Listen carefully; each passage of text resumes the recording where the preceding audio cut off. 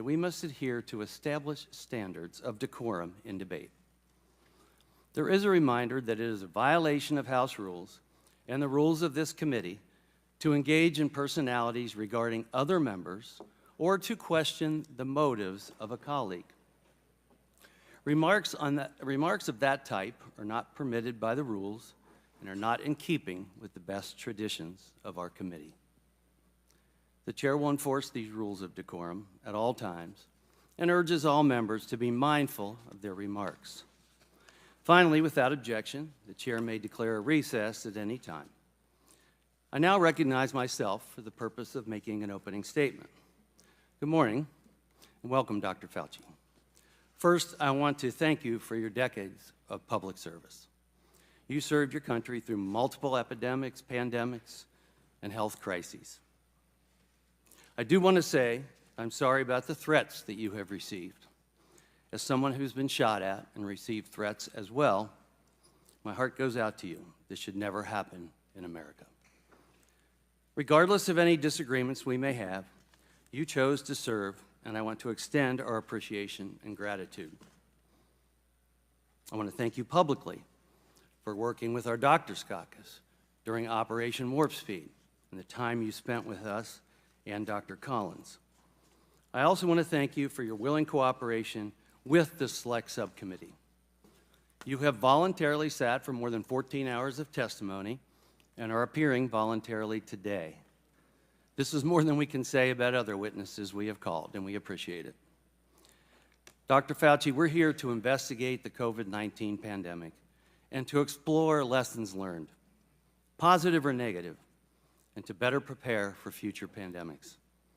Simply put, America cannot move forward, though, without looking back. We must know what went right and what went wrong in order to best ingrain proficiencies and remedy deficiencies. In 15 months, the Select Subcommittee has sent more than 115 investigative letters, conducted 30 transcribed interviews, resulted in hundreds of hours of testimony, held, including today, 27 hearings or briefings, and reviewed more than 1.5 million pages of documents. We aren't here to throw the baby out with the bathwater. That's not the intent. We are following the facts, holding wrongdoers accountable, and planning for a better, more prepared future. Beginning early in 2020, you became the figurehead of public health.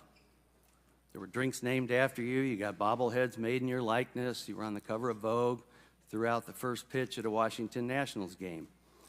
Almost overnight, you became a celebrity and a household name, in addition to being a public health official.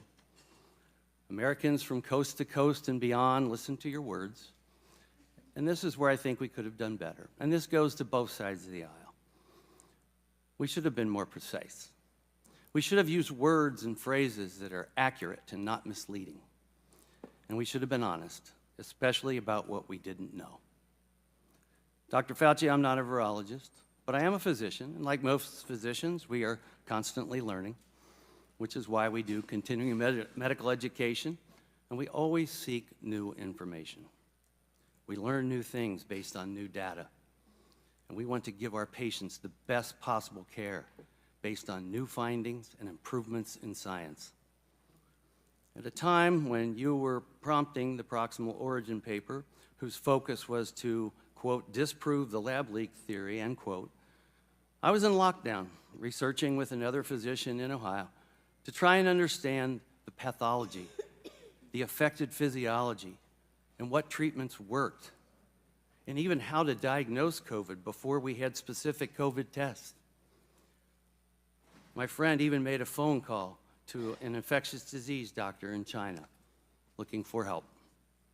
As well, during that time, we discovered the Barrick-Shih 2015 article on creating a chimera using gain-of-function type technology. While policy decisions should have been based on scientific data, some frankly were not. The burdensome 6-foot social distancing rule did not have sufficient scientific report. In your words, it just sort of appeared. Distancing made sense, but the 6 feet was arbitrary. Even Dr. Collins said he still hasn't seen any empirical evidence to support the 6-foot rule. A rule that shut down schools and businesses, a rule that will have negative ramifications for decades. As the pandemic wore on, more mandates also just sort of appeared. But the American public didn't get to see the scientific data to support these mandates. Americans were aggressively bullied, shamed, and silenced for merely questioning or debating issues such as social distancing, masks, vaccines, or the origins of COVID. Many Americans were willing to comply with the 15 days to slow the spread and understood the necessity of banning travel from certain countries in an attempt to slow down the virus. But many Americans became very frustrated when components of those 15 days stretched into years. And it should not have been the case that Americans were forced to comply with oppressive mandates when those who chose to illegally cross our southern border were not. Or when Governor Newsom or Governor Whitmer were throwing parties at nice restaurants. Not a good look. Americans do not hate science, but Americans know hypocrisy when they see it. Dr. Fauci, under your leadership, the United States health agencies adopted specific policy aims as a single dogmatic truth, without the benefit of debate, out of a desire for a single narrative. Dr. Fauci, you once said, if you disagree with me, you disagree with science. Science doesn't belong to any one person. I was never taught that science turns a blind eye to hypotheses. They serve to be proven or disproven, and done so with irrefutable facts, if able. It was interesting that you chose not to pursue an aggressive and transparent scientific investigation of both natural spillover and lab leak. We have been investigating both hypotheses. You testified before the Select Subcommittee in your transcribed interview that the lab leak theory was not a conspiracy theory. You embraced the proximal origin letter. It wasn't necessarily a full peer-reviewed research paper, but you embraced proximal origin letter and you shared it with the public from the White House lawn. You stated during your transcribed interview that you did not review published articles that considered a potential lab leak of COVID-19. This is especially concerning if the works in question were conducted at a more risky and less safe BSL-2 lab. Nevertheless, any dissent from your chosen scientific position was immediately labeled as anti-science. Anything less than complete submission to the mandates could cost you your livelihood, your ability to go into public, your child's ability to attend school. Families were thrown off planes and shamed when their 2-year-olds struggled to wear a mask. Children with disabilities lost access to therapy that they and their families depended on. Students were out of the classroom and told to attend school remotely, even when the science clearly demonstrated it was safe for them to go back in the classroom. This harmed low-income students the most. And how were single-parent households supposed to teach their own children and work at the same time? Dr. Fauci, you oversaw one of the most invasive regimes of domestic policy the U.S. has ever seen, including mask mandates, school closures, coerced vaccination, social distancing of 6 feet, and more. We've learned many lessons. Our early fear and confusion was understandable. COVID-19 was clearly a novel virus. Under your leadership, NIAID allowed disgraced characters like Dr. Peter Daszak to use millions in taxpayer dollars to conduct risky gain-of-function experiments in Wuhan, China. The actions of EcoHealth and Dr. Daszak call into question the integrity of NIAID's policies and procedures as a whole, as well as your role, Dr. Fauci, as NIAID's director. You did sign off on his research grant. We need to know why Dr. David Morans, your direct report for more than 2 decades, assisted Dr. Daszak in avoiding oversight and scrutiny and said that you were involved. Your senior advisor and seemingly your chief of staff repeatedly attempted to evade transparency laws to shield information from public scrutiny.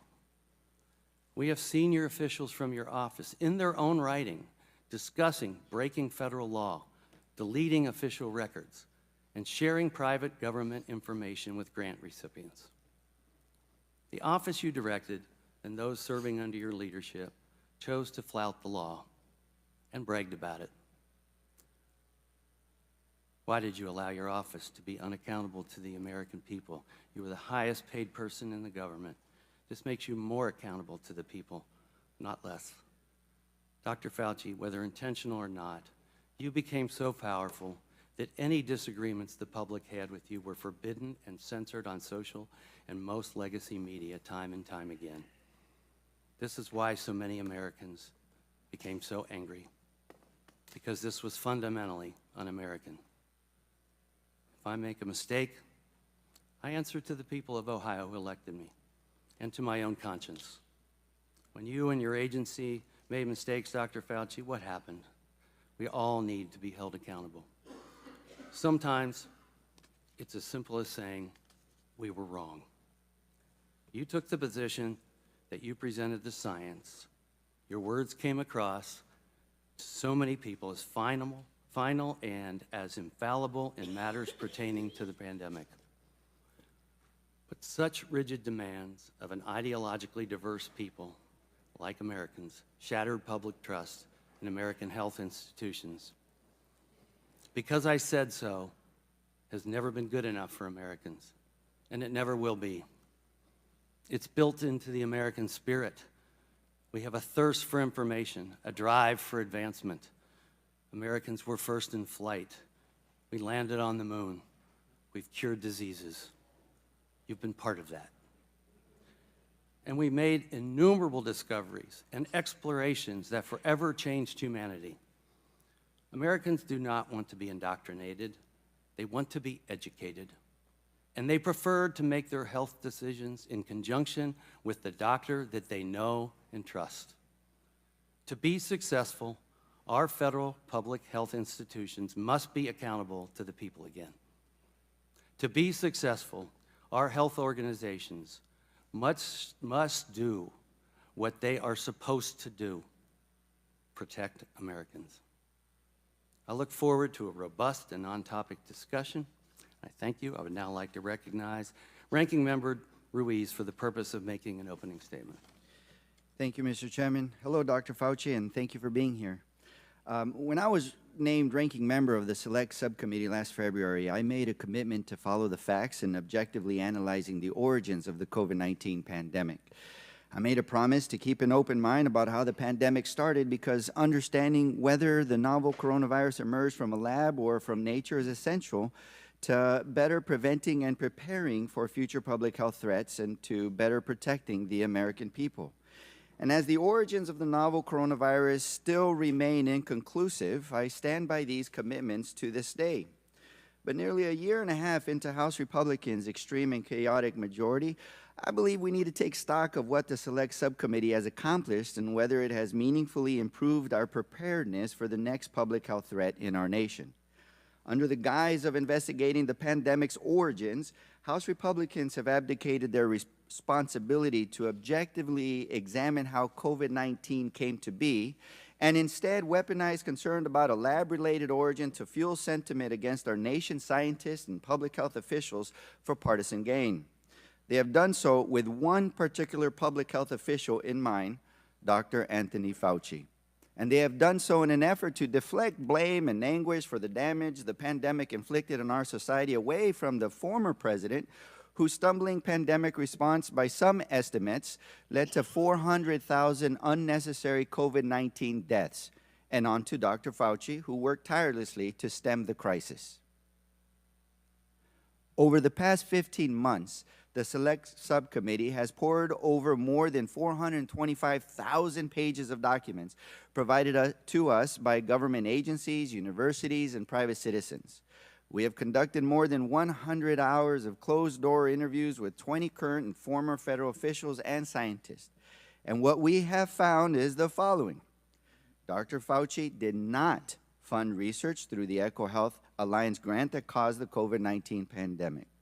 Dr. Fauci did not lie about gain-of-function research in Wuhan, China.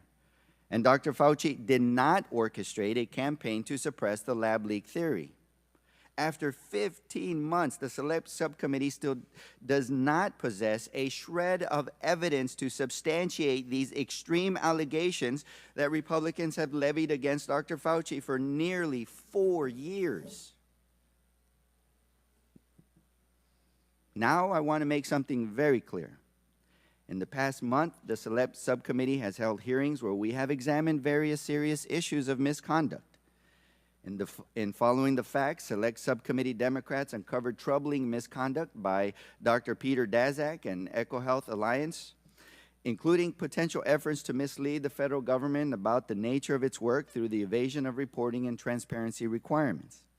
And less than 2 weeks ago, we heard from Dr. David Morens about his flagrant violation of the Freedom of Information Act's transparency requirements and the potential destruction of federal records. Both Dr. Daszak and Dr. Morens deserve to be held accountable for betraying the public's trust. To hold them accountable is not anti-science. It is the defense of our federal scientific and research institutions' decades-long legacy of advancing the scientific enterprise to safeguard human health. But baselessly suggesting without evidence that these discrete instances of misconduct are equivalent to our nation's scientists and public health officials causing the COVID-19 pandemic, which has killed more than 1 million Americans and inflicted an immeasurable toll on our society, is also a betrayal of the public's trust, which each of us are stewards of as elected members of this body. Today's hearing comes at a pivotal moment for our nation's public health. With the darkest days of the COVID-19 pandemic behind us, thanks to the Biden administration's leadership, we are now faced with a crisis of declining confidence in the very science and public health interventions that lifted our society from one of the most challenging periods in our nation's history. And as we look to the future, we find ourselves at a fork in the road. We can go down the path of fueling mistrust in the interventions that saved us, like vaccines, masking, and social distancing, and the public health officials like Dr. Fauci, who worked tirelessly and with extremely limited and evolving information about a novel virus to save lives during one of the greatest crises of our time. Or we can work constructively on the forward-looking policies and solutions that we know are necessary to prevent and better prepare us for the public health threats that are yet to come. Since my first day as ranking member, I set out to take the latter path, the path of putting people over politics and prioritizing solutions to better prepare us for the next pandemic. And it has been my hope that Republicans would join Democrats in the forward-looking work that will better protect our constituents. Strengthening oversight of potentially risky research domestically and abroad is an essential part of this conversation, and so is closing pathways for zoonotic transfers of viruses in nature and investing in our public health infrastructure to ensure that when future viruses arrive, we are ready. When Democrats were in the majority, we made important strides in these objectives by passing the Consolidated Appropriations Act of 2023, which strengthened the protections against undue influence in our biomedical research, improved training and transparency for the handling of select agents, paved the way for the interagency collaboration to fortify zoonotic disease prevention, invested in our infectious disease workforce, and enhanced our supply chain preparedness and ability to rapidly develop and deploy medical countermeasures. And ahead of today's hearing, more than 90 health and medical organizations including the American Public Health Association, the American College of Physicians, the American Academy of Family Physicians, the Infectious Disease Society of America, the Association of State and Territorial Health Officials, and the National Association of County and City Health Officials wrote to the Select Subcommittee urging us to, quote, stand against efforts to weaken the ability of the nation's public health agencies to protect the nation's health, and to take additional action to fortify our nation's public health workforce and infrastructure. I seek unanimous consent to enter this letter into the hearing record. Without objection. As we sit here today, I have not lost hope that in the remaining months of the Select Subcommittee, we can work together to build on this legacy and make objectively examining the origins of the novel coronavirus a part of this forward-looking work. I stand by my commitments I mentioned earlier to take a serious, balanced look at all possibilities for the origins of COVID-19 pandemic. And I stand ready to work with every member of this Select Subcommittee on this critically important mission so that we can save future lives. And I believe I still have some time left. So at that, I'd like to recognize Mr. Raskin with the remaining time. Thank you, Dr. Ruiz. Public health is a matter of urgent and comprehensive public concern. Under Donald Trump, when the COVID-19 pandemic began and spun out of control, we came close to becoming a failed state, which the political scientists define as a state that cannot deliver the basic goods of existence to its people. According to Dr. Deborah Birx, Donald Trump's own COVID-19 advisor, America unnecessarily lost hundreds of thousands of people because of the recklessness and indifference of Donald Trump and his administration. Now the people who brought you the political big lie, claiming absurdly that Trump won the 2020 election, which he lost by more than 7 million votes, now bring you the medical big lie, making the outlandish claim that Dr. Fauci was responsible for causing COVID-19. Using the Select Subcommittee as a platform for this disinformation, House Republicans now find themselves in the familiar position where their own investigation debunks their runaway political rhetoric. Just like the broader committee's impeachment drive proved only that there were no presidential crimes, much less high crimes and misdemeanors attributable to Joe Biden, the investigation of Dr. Fauci shows he is an honorable public servant who has devoted his entire career to the public health and the public interest, and he is not a comic book supervillain. He did not fund research to create the COVID-19 pandemic. He did not lie to Congress about gain-of-function research in Wuhan. And he did not organize a lab leak suppression campaign. Today, Dr. Fauci's testimony, along with the thousands of pages of documents and dozens of closed-door testimony provided to House Republicans as part of the COVID origins investigation, will dispel these hysterical claims and reveal that the people bowing down to a twice-impeached convicted felon who told Americans to inject themselves with bleach now want you to believe not only a big political lie, but a big medical lie, too. I hope that this committee will be able to correct all of the propaganda and disinformation today, and we will be able to actually return to what the good ranking member has said, which is an authentic investigation of the origins of the pandemic. And I will yield back to the gentleman. And I yield back. I now recognize Mr. Griffith for a 3-minute statement. Good morning. I want to again thank the leadership of this committee for including the Energy and Commerce Committee in this hearing. Dr. Fauci, the recent revelations that Dr. Morenz, a senior advisor, and your Chief of Staff, Greg Folkers, routinely evaded federal records laws, including the Freedom of Information Act, or FOIA, and those were a shock. That was a shock. I've been doing oversight now for over 14 years, or right at 14 years, and the scale of the effort to evade FOIA by some at the National Institute of Allergy and Infectious Diseases, or NIAID, has surprised even me. These men were among your most senior and trusted staff at an agency you led for nearly 40 years. They worked for you for decades. Your calendars show that you met with them multiple times a week during the pandemic. You co-authored dozens of papers with Dr. Morenz. He directly implicates you, even the head of the NIAID FOIA office, was apparently in on some of this conspiracy. And I know my colleagues on the other side love to say we're always talking conspiracy, but when the facts lead you there, whether you knew about it or not, when the facts lead you that your agency was involved in some form of a conspiracy related to COVID origins, we have to follow those facts. It is hard to believe that all of this occurred without your knowledge and or approval. In civil law, when one party has destroyed or refuses to produce evidence that's within its possession, a jury is allowed to draw an adverse inference that the information destroyed or not produced was unfavorable.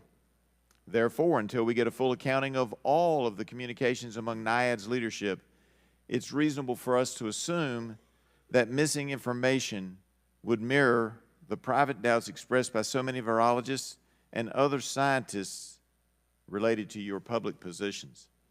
While telling the public, the media, and Congress that COVID-19 almost certainly emerged from nature, experts you convened as a team privately worried that a research-related incident was a possible, if not the probable, origin of the virus. Dr. Christian Anderson even said in February of 2020, quote, "I think the main thing still in my mind is that the lab escape version of this is so friggin' likely to have happened because they were already doing this type of work and molecular data is fully consistent with that scenario." Further, while you and other NIAID officials were assuring us that the virus could not have come from the Wuhan Institute of Virology, NIAID didn't actually have an idea as to what the full scope of Wuhan's coronavirus research was, or even the trajectory of its gain-of-function research. Now, that may be because EcoHealth wasn't giving you the reports. I grant that. But this joint investigation has shown just how little oversight NIAID does of risky experiments involving potential pandemic pathogens. NIAID set up a system designed to greenlight potentially risky experiments while avoiding HHS department-level review. The same program officers who act as advocates for their scientific area are responsible for assessing whether an experiment is too dangerous. That creates a conflict of interest. I think that means that when an agency is taking the final approval, we ought to take that final approval away from the agencies like NIAID that fund it. Thank you, Mr. Chairman. I yield back. I now recognize Ms. Castor for a 3-minute statement, and I will oblige you an extra 30 seconds as well. Well, thank you, Dr. Fauci, for your appearance today and for your decades of service to our country. During your 39 years at the helm of America's leading health research institute, the National Institute of Allergy and Infectious Diseases, you tackled some of the most serious health threats, including AIDS, Zika, Ebola, SARS-CoV-1, and COVID-19. Your leadership and service to Republican and Democratic administrations and all Americans saved countless lives and resources. We owe you a debt of gratitude. While the evidence to date points to COVID-19 having originated from an animal market in China, the Chinese Communist Party has blocked access to important information that could help confirm the origin of the virus. This committee should be doing more to fight for those answers, but instead has wasted significant time and taxpayer money fueling conspiracy theories and ignoring the importance of preparing for the next deadly pandemic. Some GOP members falsely claimed you secretly broke into CIA headquarters and coerced analysts. Others claimed that you committed crimes. America's adversaries like China, Russia, and Iran love it when Americans are divided and distracted. It provided fertile ground for the spread of misinformation about COVID-19 by our adversaries. And unfortunately, fringe far-right conspiracy theories have permeated even mainstream media outlets, and some Republican members of Congress have played along. I regret that many of the conspiracies have smeared you, Dr. Fauci, as you and our top scientists did everything to keep Americans safe during the deadly days of COVID-19. Over 1.1 million Americans lost their lives to COVID-19, and today it's still more deadly than the flu. As we learned from Zika and Ebola, the ways viruses are transmitted are not obvious at first, and the development of treatments and vaccines takes time. What you and your team did to speed the development of the safe and effective COVID-19 vaccine was remarkable. That fast timeline was only possible due to years of federal investment in the National Institute of Health and support for medical research in the United States. So one of the lessons learned from the pandemic is the need to continue to invest in medical health research in the U.S. for cancer, for heart disease, for diabetes, but also to prepare for the next pandemic. We must learn from the past so that we can keep Americans safe. That's why Democrats have worked hard to update America's pandemic preparedness law, the Pandemic and All Hazards Preparedness Act, to shore up public health and make us more prepared to tackle the next pandemic threat. It's not too late for Republicans to join us and turn the least productive Congress in modern history into one where we are all focused on solutions for the American people to make our country safer and stronger. Democrats were able to prevent harmful rollbacks in medical research last year, and I urge my GOP colleagues to join us and move away from threatening and undermining American medical research at every turn. Public health threats are constantly emerging. In the past month alone, we have been tracking new strains and variants of H5N1, Mpox, and SARS-CoV-2. Dr. Fauci, I'm sorry for the personal attacks you have received and may have to deal with today. But while you are here, I want you to know that the vast majority of Americans appreciate your work over the years. I look forward to continuing to learn from you, to learn everything possible about how we can take the pandemic lessons learned and put them to use to help keep our communities safe and healthy. Thank you, and I yield back my time. Thank you.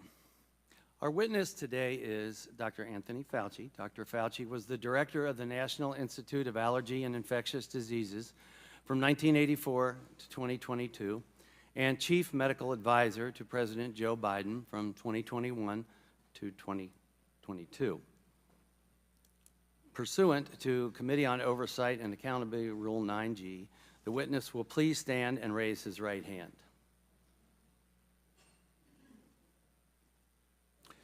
Do you solemnly swear or affirm that the testimony that you are about to give is the truth, the whole truth, and nothing but the truth, so help you God?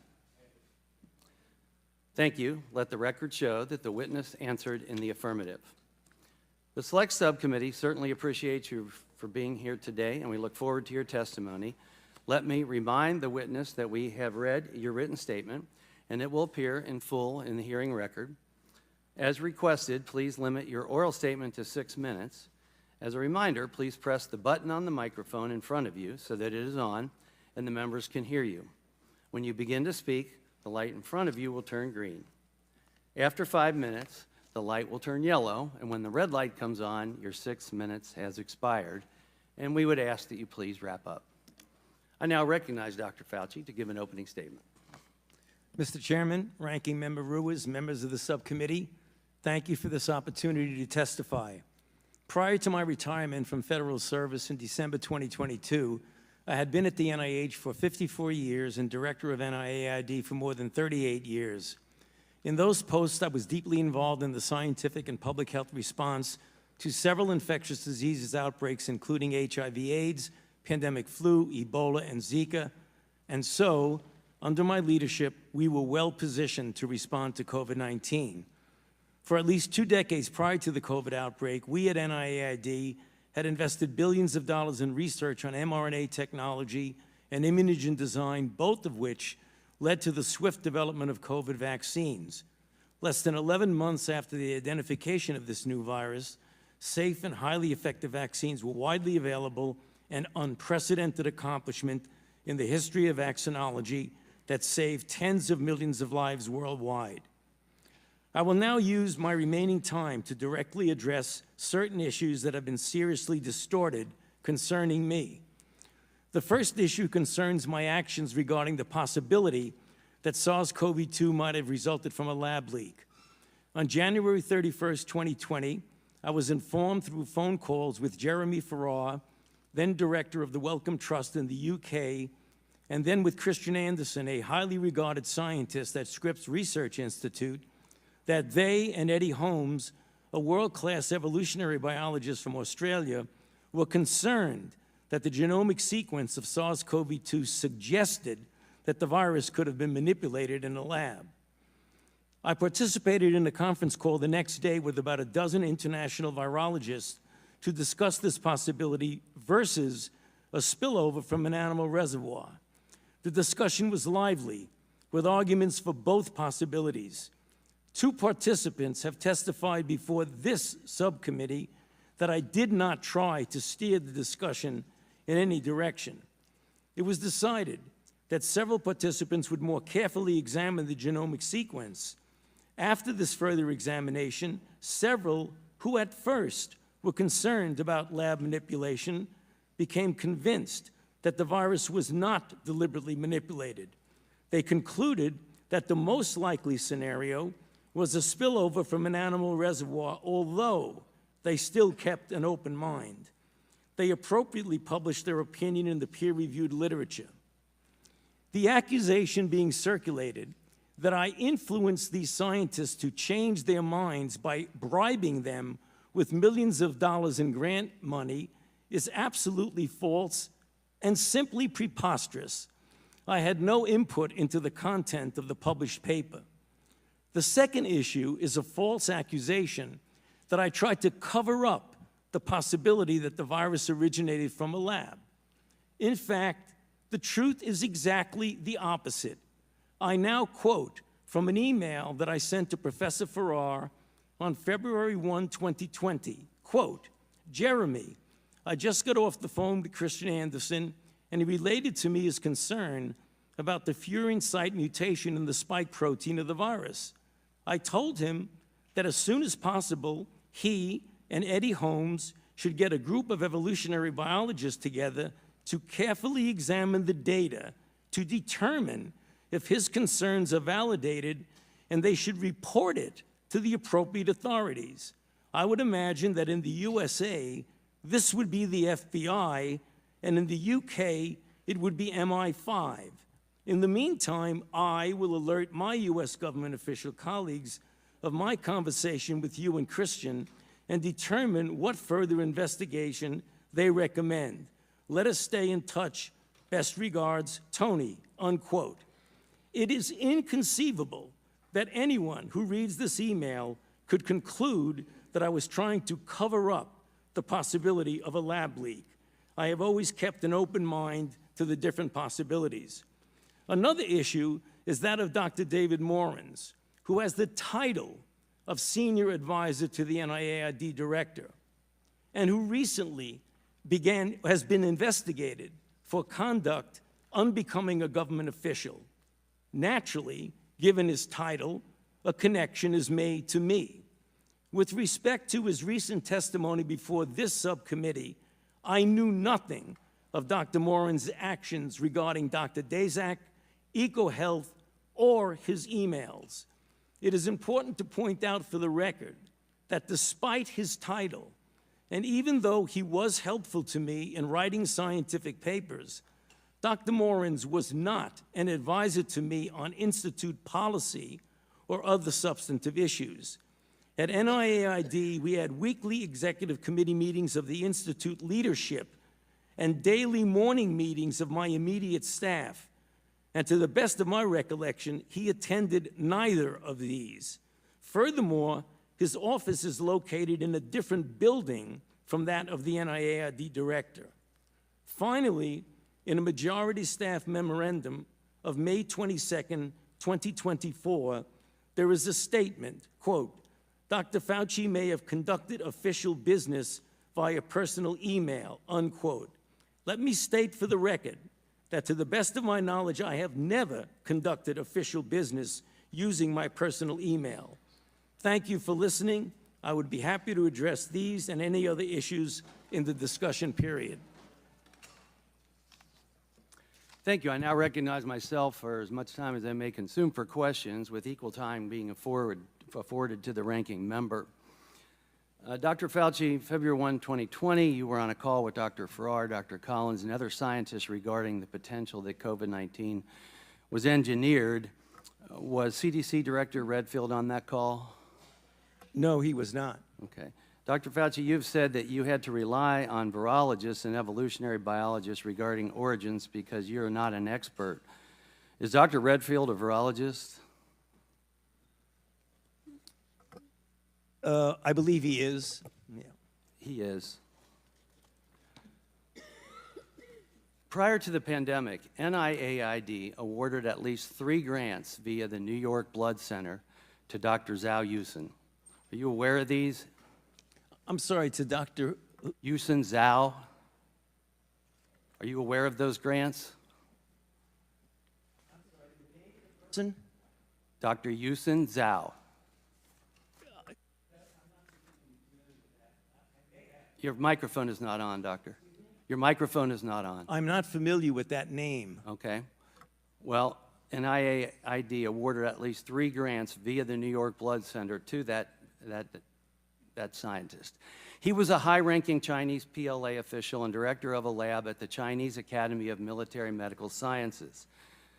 Does it concern you if U.S. taxpayer dollars are funding someone like this? Grants that are submitted to the NIAID go through a very Does extensive... it concern you? I'm not talking about the process Well, right now. I don't know Does it anything concern you that that U.S. taxpayer dollars would be going to someone who's a high-ranking Chinese PLA official? Yes or no? I would have to know more about that, Mr. Chairman, Okay. because I don't even Well, know it the concerns person me. you're talking about. Are you or were you ever aware that the U.S. State Department in 2005 issued warnings that the Chinese government was working on the creation of bioweapons? I was not aware of that. Thank you. Did you ever discuss the Chinese bioweapons program with anyone in the intelligence community? I've never discussed the Chinese bioweapons program, to my knowledge, with anybody. Before, during, or after the COVID-19 pandemic, did you speak to the FBI, CIA, DIA, or any U.S. intelligence agency concerning viral research of any kind? What time frame are you talking about, sir? I said before, during, or after the COVID-19 pandemic.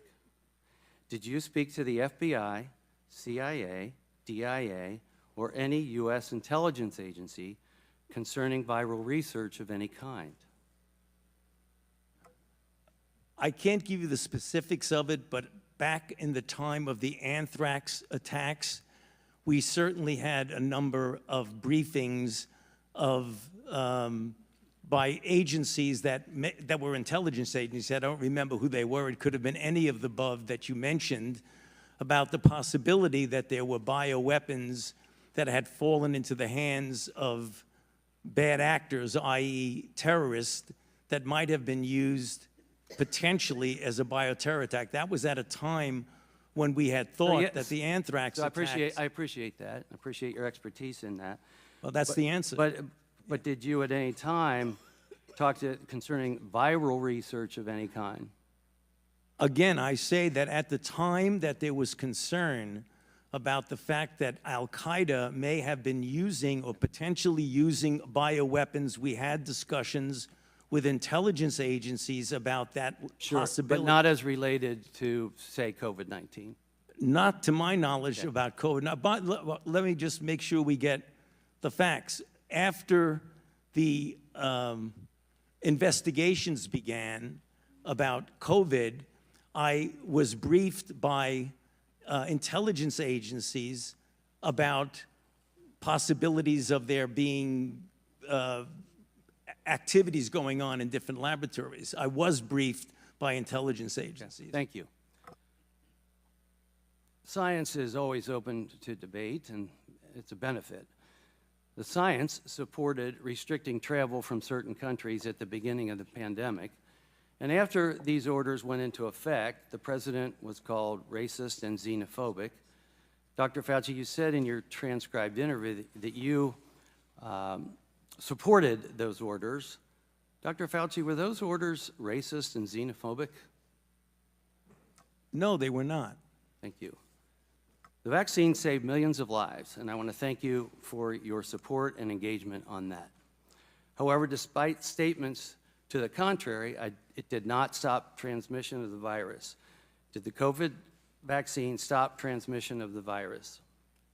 That is a complicated issue because in the beginning, the first iteration of the vaccines did have an effect, not 100%, not a high effect. They did prevent infection and subsequently, obviously, transmission. However, it's important to point out something that we did not know early on that became evident as the months went by, is that the durability of protection against infection and hence transmission was relatively limited, whereas the duration of protection against severe disease, hospitalization, and deaths was more prolonged. We did not know that in the beginning. In the beginning, it was felt that, in fact, it did prevent infection and thus transmission, but that was proven as time went by to not be a durable effect. Yeah, it definitely had a positive effect for many people, especially those that were vulnerable. But we knew from the trials that people that got vaccinated still were subject to getting COVID. So was the COVID vaccine 100% effective? I don't believe any vaccine is 100% effective. I now recognize the ranking member, Dr. Reeves from California, for 5 minutes of questions. Thank you. Over the past year and a half, my colleagues on the other side of the aisle have relentlessly vilified Dr. Fauci under the guise of investigating the origins of the COVID-19 pandemic.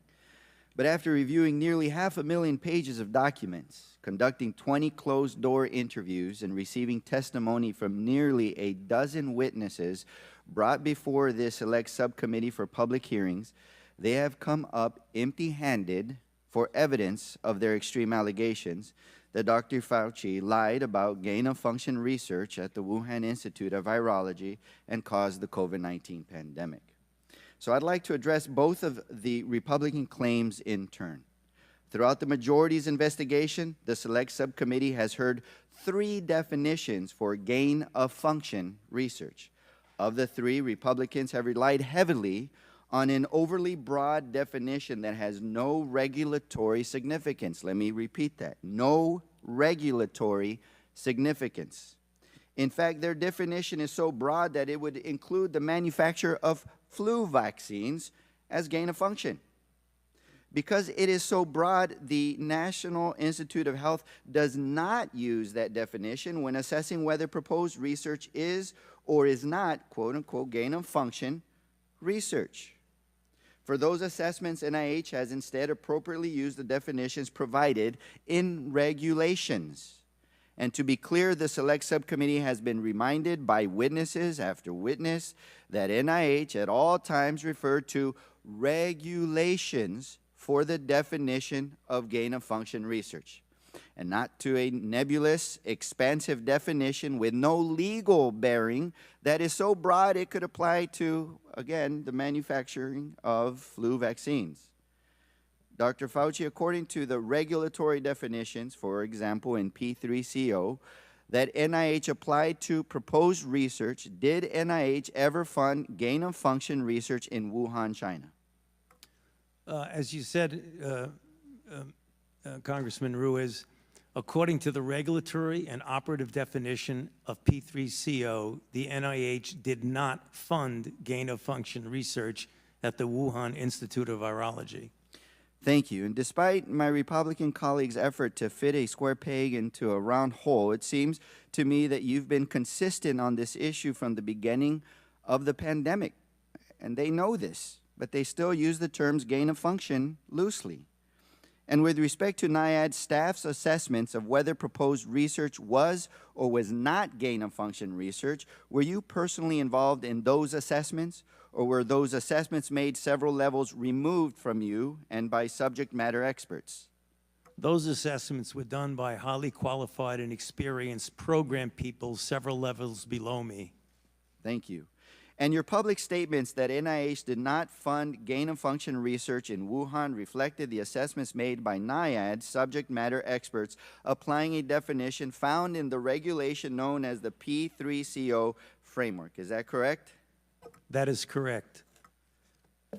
Thank you, and thank you for clarifying that. In fact, all of that is abundantly clear in your 2021 Senate testimony on this matter. When asked by the Senate about gain-of-function research, you testified, quote, "That is why we have committees. We have a P3CO committee." You also testified in 2021, quote, "Gain-of-function is a very nebulous term. We have spent, not us, but outside bodies, a considerable amount of effort to give a more precise definition to the type of research that is of concern that might lead to a dangerous situation." You are aware of that. That is called P3CO. That was back in 2021. At the time of your May 2021 testimony, P3CO had been the operative definition of gain-of-function research for several years, correct? That is correct. So I will note that at your transcribed interview in January, the majority conceded that NIH did not fund research in Wuhan that met the criteria of P3CO. I encourage the audience to read the transcript of that interview so you can evaluate the merit of the majority's claims for yourselves. So now if we could quickly turn to the irresponsible and false accusation that you created SARS-CoV-2, the virus responsible for the COVID-19 pandemic. So this accusation centers on a grant NIAID awarded to EcoHealth Alliance with a subaward to the Wuhan Institute of Virology. And we have been entertained earlier about the suggestion that this funding could have possibly gone to a bioweapons research capacity as well. So I want to be clear, no evidence provided to the Select Subcommittee demonstrates that the work performed under NIH funding, including at the Wuhan Institute of Virology, led to the creation of SARS-CoV-2. The majority has failed to demonstrate or even credibly suggest that any of the viruses studied under the grant could even possibly have been the progenitor virus. Dr. Fauci, could you briefly explain why none of the viruses studied under the EcoHealth Alliance grant could have been the progenitor virus of the SARS-CoV-2? When you're talking about the evolution of a virus from one to another, the viruses that were studied under the subaward to the Wuhan Institute that have been reported in progress reports in the literature and published papers, those viruses were phylogenetically so far removed from SARS-CoV-2 that it is molecularly impossible for those viruses to have evolved or being made into SARS-CoV-2. It's just a virological fact. They were so far removed that it could not possibly be a progenitor of SARS-CoV-2. So I want to be very clear on this point that the funding and the research conducted by EcoHealth did not produce SARS-CoV-2. That doesn't negate that this lab another lab could have been doing research and it could have leaked from a lab. It still is a possibility, but it was not directly or it was not funded by NIAID or NIH. And just for the record, this information was provided by NIH to then Oversight Ranking Member James Comer nearly 3 years ago in October 2021. So despite the clear evidence that Dr. Fauci and his agency did not fund gain-of-function research under the P3CO regulatory definition and that the viruses studied under the federally funded grant EcoHealth Alliance grant could not have been the progenitor virus for SARS-CoV-2, Republicans have levied these unsubstantiated allegations knowing very well that they are not true. And they have done so to push their extreme partisan narrative that Dr. Fauci and our nation's public health officials caused the COVID-19 pandemic. Yep. Now recognize the chairman of the full committee, Mr. Comer from Kentucky, for 5 minutes of question. Thank you. Dr. Fauci, in your opening statement, you attempt to distance yourself from your previous senior advisor, Dr. Moran's. You say that Dr. Moran's title was just made up, that he was not an advisor to you, and that his office was in a different building. So, Dr. Fauci, did Dr. Moran's report directly to you? Actually, I'm not sure exactly what the on-paper report is. He is senior advisor to the director, but it is conceivable we can get that information. He might have reported through someone lower, like my deputy. So your senior advisor did not report directly to you? There are very few people who report directly to me. Okay, Dr. Moran's testified that he could walk into your office anytime he wanted to. Is that true? No, that's not true. You don't just walk into the office. I mean, he's there. I mean, it's conceivable that Did he he could. ever walk into your office? I would say he did occasionally, but the idea, can I finish the answer to you, sir? No, because I've got a lot of questions. Okay. Dr. Fauci, did you ever delete an official record? No. Dr. Fauci, did you ever conduct official business via email? To the best of my recollection and knowledge, I have never conducted official business via my private email. So there's a troubling pattern of behavior from your inner circle, not just Dr. Moran's, but also your chief of staff, Mr. Folkers. Do you agree that it violates NIAID policy to use personal email for official purposes? The Dr. Morin's issue that was discussed by this committee violates NIH policy, yes. But does using official email, using a personal email for official business, does that violate policy? Using a personal email for official business violates NIH policy. Does it violate NIAID policy to delete records to intentionally avoid FOIA? Yes, Okay. On April 28, 2020, Dr. Moran's edited an EcoHealth press release regarding the grant termination. Does that violate policy? that was inappropriate for him to be doing that for a grantee as a conflict of interest, among other things. So on March 29, 2021, Dr. Moran's edited a letter that Dr. Dasick was sending to NIH. Does that violate policy? Yes, it does. On October 25, 2021, Dr. Moran's provided Dr. Dasick with advice regarding how to mislead NIH on EcoHealth's late progress report. Does that violate policy? That was wrong and inappropriate and violated policy.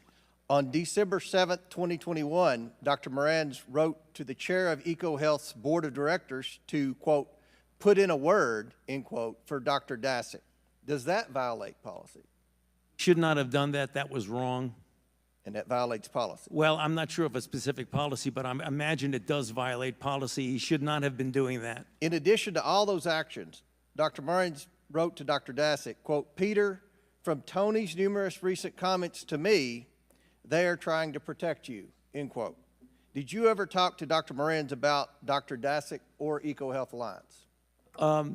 I can tell you, regarding what you said, I never spoke about protecting him. I mean, obviously, we knew that Dasick was a grantee, so I may have mentioned and discussed Dr. Dasick because he's a grantee, but So I he just never made spoke that about up. You're protecting testifying him. that he just made that up. Excuse me? You're testifying that Dr. Moran's just made that up. I don't know where he got that, but that's not true.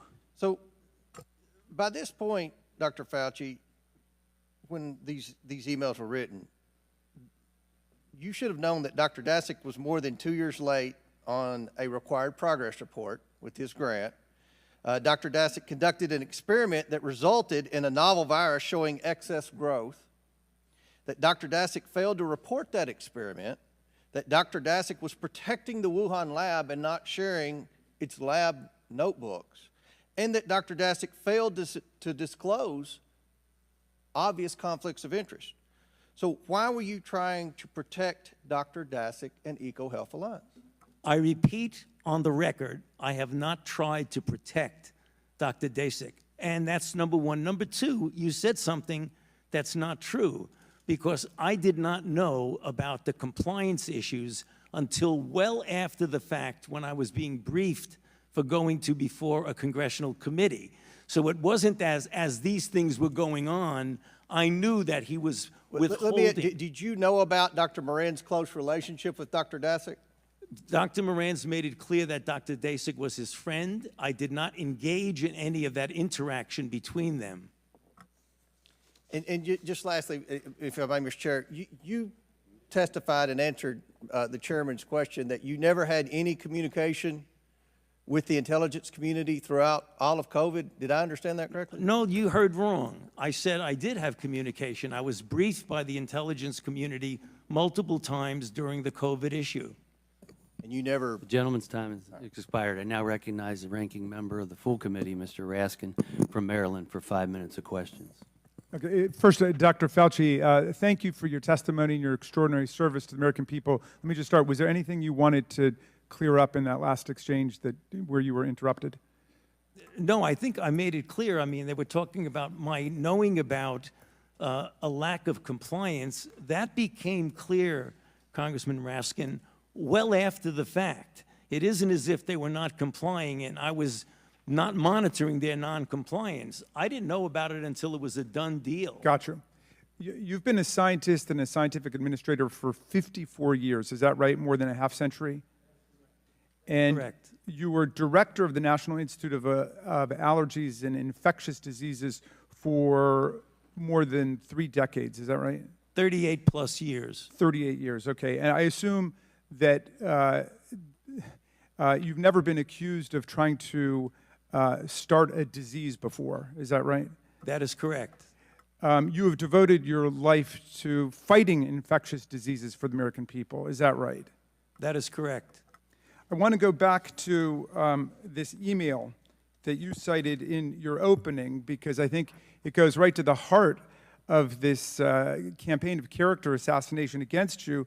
The claim was essentially that you tried to cover up the possibility of there having been a laboratory leak, which of course is perfectly possible. And if this committee were doing its job, we could actually be working to advance the investigation of that. But they would rather assert that you tried to cover up this possibility. Here's the email that you sent on February 1st at 12:38 a.m.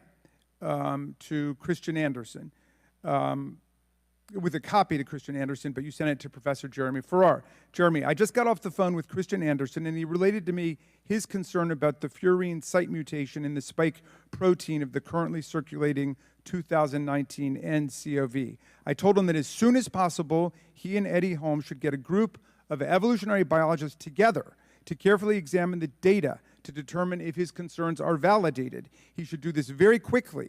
And if everyone agrees with this concern, they should report it to the appropriate authorities. I would imagine that in the USA, this would be the FBI. And in the UK, it would be MI5. It would be important to quickly get confirmation of the cause of his concern by experts in the field of coronaviruses and evolutionary biology. In the meantime, I will alert my U.S. government official colleagues of my conversation with you and Christian and determine what further investigation they recommend. Let us stay in touch. Best regards, Tony. Was this the email where you were putatively trying to cover up the possibility of a lab leak? Yes, Congressman Raskin, and that's the reason why I mentioned in my opening statement that is it inconceivable that anyone could get out of that I was covering anything up. Would you have any reason to cover up any new scientific evidence relating to the origins of the COVID-19 virus? Absolutely not, and that's the reason why it was important to get people together to discuss this in a transparent way. Have you spent your whole life trying to determine the causes of infectious diseases and then to stop them to protect the American people? Yes, I have. Well, Dr. Fauci, I want to join my colleague from Florida in apologizing to you that some of our colleagues in the United States House of Representatives seem to want to drag your name through the mud. They're treating you, Dr. Fauci, like a convicted felon. Actually, you probably wish they were treating you like a convicted felon. They treat convicted felons with love and admiration. Some of them blindly worship convicted felons. Is there anything else you would like to say to the American people about your service to America during the course of the COVID-19 pandemic? My main job during the COVID pandemic was to play a role with my team at the Vaccine Research Center to develop a safe and effective vaccine. And we did that in an unprecedented short period of time, never seen before in the annals of vaccinology. As we all know, that vaccine and those vaccines have resulted in saving of hundreds of thousands of lives in the United States and millions of lives throughout the world. Well, you have fought AIDS and HIV. You have fought COVID-19, and you are fearless in doing so. Do you have any reason to be afraid of scientific evidence or data or the truth? Not at all. Thank you. I will yield back to you, Mr. Chairman. Now recognize Mr. Griffith from Virginia for 5 minutes of questions. Thank you, Mr. Chairman. Good to see you, Dr. Fauci. So take a deep breath, because my questions change sometimes based on things that happen in the hearing. And I want you to follow the bouncing ball with me. And there's no gotcha at the end of this. I'm just trying to figure this out.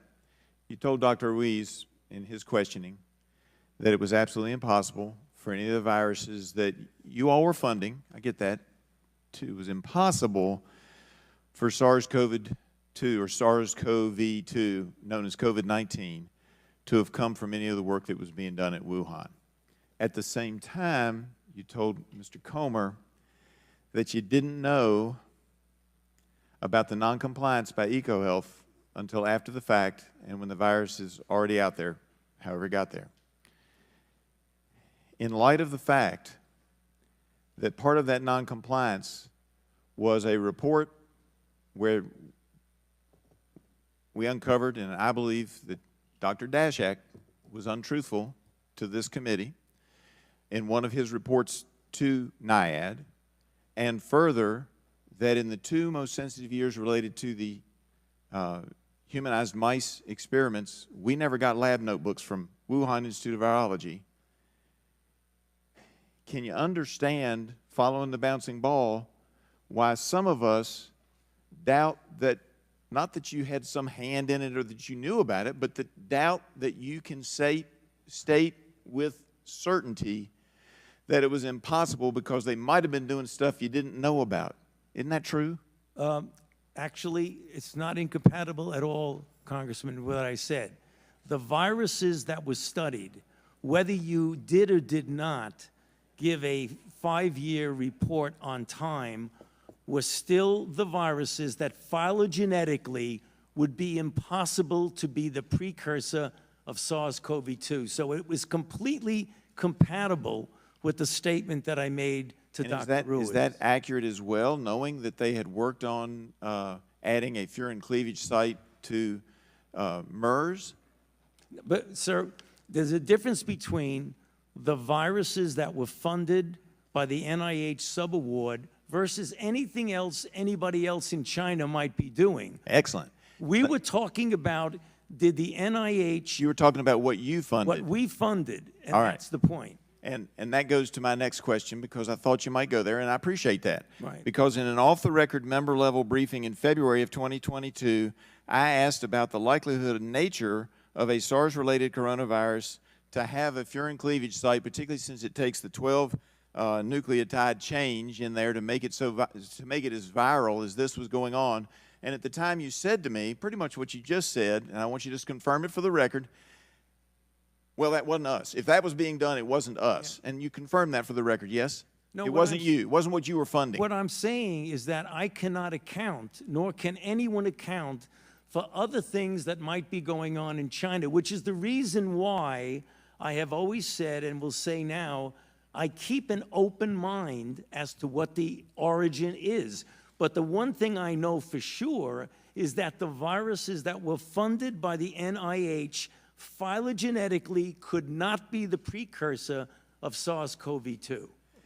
And I appreciate that, because I've never thought that NIH or NIAID went out to create this thing, but I am a believer that it came out of the lab, and I think you've just made it clear, and sometimes people miss this, Dr. Fauci.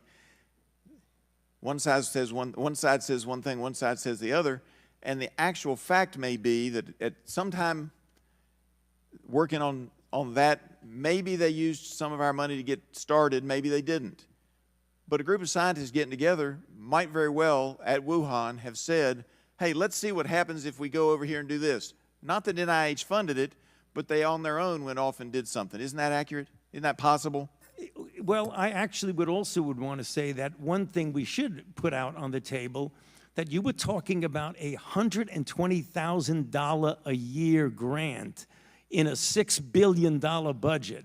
So, I mean, if they were going to do something on the side, they have plenty of other money to do it. They wouldn't necessarily have to use a $120,000 NIH grant to do it. And I appreciate that because it means something could happen. I'm glad you kept an open mind. I would ask this one final thing, though. Do you think they could have done it without the humanized mice that we gave them? Yeah, could have done what, sir? Could they have done any other research with the humanized mice that we gave them? Would they be successful? China didn't have the humanized mice before we gave them to Wuhan. Isn't it accurate that they might have been able to do extra stuff with our mice? Sorry, sir. That's a hypothetical that I can't really answer what they could have. But you can't say it couldn't have happened either. I yield back. You want me to prove a negative? Now recognize Ms. Castor from Florida for 5 minutes of questions.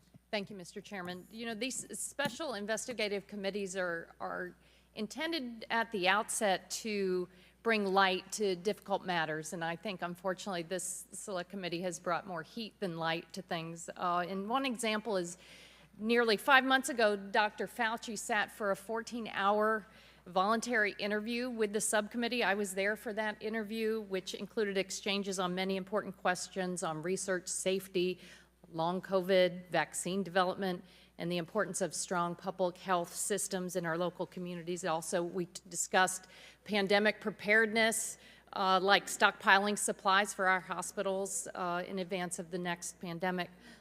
But I want the public to know that for 5 months, the Republicans sat on that transcript. They could have released it at any time. It was released last Friday. If the public had seen it 5 months ago, they would know that the Republicans failed to find a shred of evidence of their far-fetched conspiracy linking Dr. Fauci to a cover-up of the origins of the pandemic.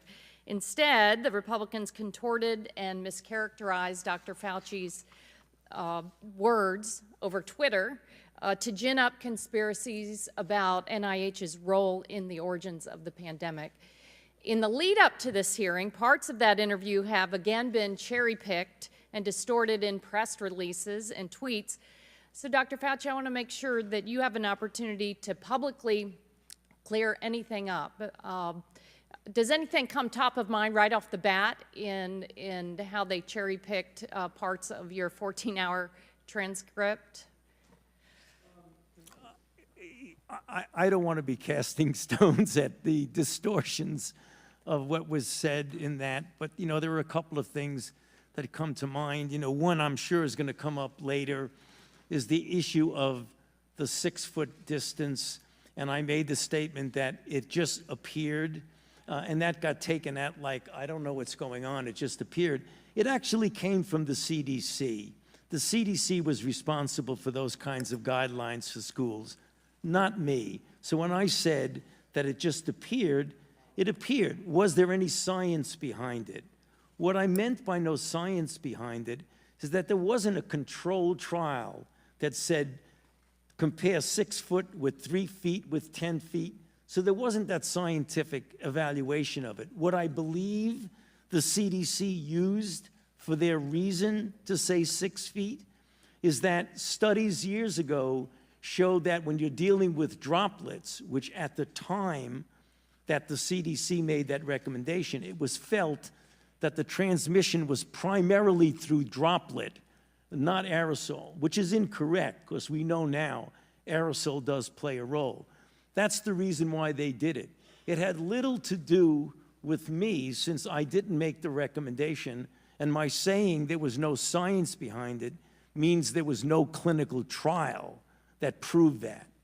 That's just one of the things that got a little distorted in the response to that. And I've learned and watched you over the years. I have to go back to the Zika outbreak where we didn't know how exactly it was being transmitted, and at one point we weren't aware that some of it was sexually transmitted. That's an example of why, with these public health threats, that you learn unfortunately as we go along. Talk a little bit about the Zika health threat and how that we didn't know what was happening in early days. Your microphone. Right. I'm glad you brought that up because it really is also reflective of what went on in the early months of COVID. When you're dealing with an outbreak that's a novel outbreak, the Zika outbreak that caused microcephaly was novel. We have never seen that before.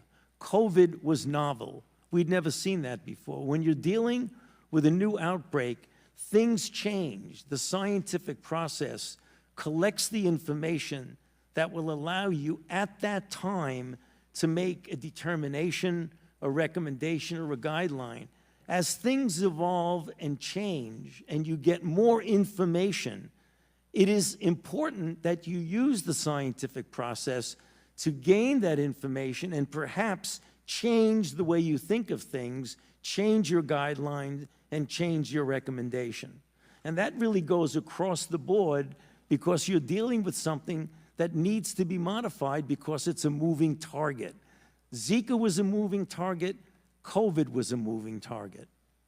Well, thank you very much, and I want to thank the Democratic staff for your minority report, and if it's not already submitted for the record, I'd like to ask unanimous consent to offer into the record the Democratic staff report just completed. Republicans, Fauci flop. Select Committee's 15-month probe fails to find evidence of extreme claims linking Dr. Fauci to COVID-19's origins.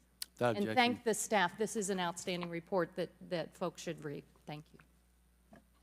Now recognize Ms. Maliotakis from New York for 5 minutes of questions. Thank you, Mr. Chairman. I think many of us in the committee are really disturbed by revelations to this committee that there were officials at NIH that deleted government records, they deleted they used personal emails to communicate and circumvent freedom of information laws. So I just had a couple questions about that. Dr. Fauci, did you delete any emails or records related to the Wuhan lab or the origins of the virus? No, I did not. Okay. Dr. Morins said in a May 2021 email, he indicated that he was connecting people to you in a, quote, secret back channel. Do you know what he was referring to? I don't have any idea what he's talking about. There is no back channel at NIAID. Okay, there is, he also said in another email that there is no worry about Freedom of Information Act. I can send stuff to Tony on his private email. Did you communicate with anyone relating to anything regarding NIH or with Dr. Morins on a private email? I do not do government business on my private email. Okay, so have you communicated with Dr. Morins via private email, even if it was not necessarily your definition of government business? It might have been because, as I mentioned in my opening statement, one of his functions is to write chapters, medical scientific chapters with me, so it is conceivable that I communicated with him on my private email when we were writing a chapter, and that was not official What business. about Peter Daszak? No. Okay. I just want to clarify for the record, because today you testified that you did not suppress the lab leak theory, yet in the past you have said, quote, it is a distortion of reality, unquote. You've said, quote, I've heard these conspiracy theories, and like all conspiracy theories, they're just conspiracy theories. That's what you told the American people. And so would you like to clarify what science were you following then versus now? Yeah, no, I've also been very, very clear and said multiple times that I don't think the concept of there being a lab leak is inherently a conspiracy theory. What is conspiracy is the kind of distortions of that particular subject, like it was a lab leak and I was parachuted into the CIA like Jason Bourne and told the CIA that they should really not be talking about a lab leak. Thank you. That's the conspiracy. Appreciate that. Dr. Fauci, how much have you earned from royalties from pharmaceutical companies since the pandemic began in 2021? Zero. It says NIH scientists made $710 million in royalties from drug makers. You're saying that you did not receive any of the $710 million. On COVID, I received, I think, $122 for a monoclonal antibody that I made 27 years ago. Okay, so just in general, though, how much have you received, not related to COVID, just in general, how much have you received in royalties between 2021 and 2023? I think none. Okay, so somebody received the $710 million. Somebody did, but not me. You didn't receive any royalties. Okay. I mean, I see no royalties associated with COVID. I mentioned. yeah, I said- No, I want to. No, I just said- I'm on the record, and I want to make sure that this is clear. That I've developed a monoclonal antibody about 25 years ago that's used as a diagnostic that has nothing to do with COVID, and I receive an average of about $120 a year from that Okay, patent. but the bottom line here is that scientists at NIH did receive $710 million in royalties, and I guess my question is, don't you think that if these experiments are made using American tax dollars, that any of those royalties, this nearly billions of dollars, should be going back to the American taxpayer, not in the pockets of the scientists? Do you believe that's a law that we should consider changing? If you want to change the patent laws and the Bayh-Dole Act, then go ahead. Okay. But that's not for me to Well, say. I'm asking your opinion. Okay, well, anyway, moving on, I just want to say that, you know, we know billions of dollars have been funding these animal experiments, both here domestically and in foreign lands. I'm very troubled by the cruel, horrific animal research that has been done on U.S. land and in foreign laboratories. Taxpayers are footing the bill for billions of dollars. These beagle puppies that have their throats slit, they are being injected with ticks, they are murdered after just a few months, piglets, rabbits, you name it. FDA is saying we no longer need to be testing human medications on animals, that there's other ways to achieve this. Can you comment on that, if it's time for the United States of America to be moving on from these cruel animal and horrific costly tests? I'd be happy to comment, but I'm puzzled as to what that has to do with the origins of COVID. Well, I have a question about it. Okay, and you're I'd be before happy this to committee, answer and it. it has to do in general with Yeah. the amount of waste of tax dollars Right. that NIH is using. Well, the animal experiments that are conducted by and funded by NIH go through strict regulations of the proper use of animals in research. So I'm not, Congressman, with all due respect, I'm not trying to be confrontative. I'm not sure what you're talking about, but the experiments that the NIH funded go through strict regulatory processes of the treatment of animals, the humane treatment of animals. Well, they're not very humane, and I will say, as the former director, you signed off on these experiments, and so my time has expired, and we will. Well, I signed off on them because they were approved by a peer review. Now recognize Ms. Dingle from Michigan for 5 minutes of questions. Thank you, Mr. Chairman. You know, instead of actually taking a serious look at the various ways by which this virus could have emerged in a lab or in nature, my Republican colleagues and friends have spent the last 15 months trying to pin blame on NIH, NIAID, and specifically Dr. Fauci for the COVID-19 pandemic. And now, and just, you know, let's bring everything in. Look, I want to have a discussion about animal testing too, but I'm really not sure how that comes into here. So, but I want to be perfectly clear, though, that the Select Subcommittee has seen no evidence of this. However, allegations by my Republican colleagues, amplified in the media, have led to real, tangible consequences for Dr. Fauci in his personal life in a way that should be unacceptable to all Americans. Dr. Fauci, you and I have known each other for a long time, and I'm not even going to admit how long. But during that time, I've seen your commitment not just to science, but to advancing the greater good. And I know that this isn't a topic you enjoy discussing, and I'm sorry, I'm going to have to ask you about it. But I think the American people need to know what we are doing to those who are serving the common good and public health. I think it's important to make clear the harms that you and your loved ones have suffered because of these deeply irresponsible accusations. Because you know what? You're human, just like the rest of us. So, Dr. Fauci, can you please share with us the nature of the threats you have received since the start of the COVID-19 pandemic? Yes, there have been everything from harassments by emails, texts, letters of myself, my wife, my 3 daughters. There have been credible death threats leading to the arrests of 2 individuals, and credible death threats means someone who clearly was on their way to kill me. And it's required my having protective services essentially all the time. It is very troublesome to me. It is much more troublesome because they've involved my wife and my 3 daughters. At these moments, how do you feel? Keep your mic on. Terrible. Do you continue to receive threats today? Yes, I do. Every time someone gets up and says I'm responsible for the death of people throughout the world, the death threats go up.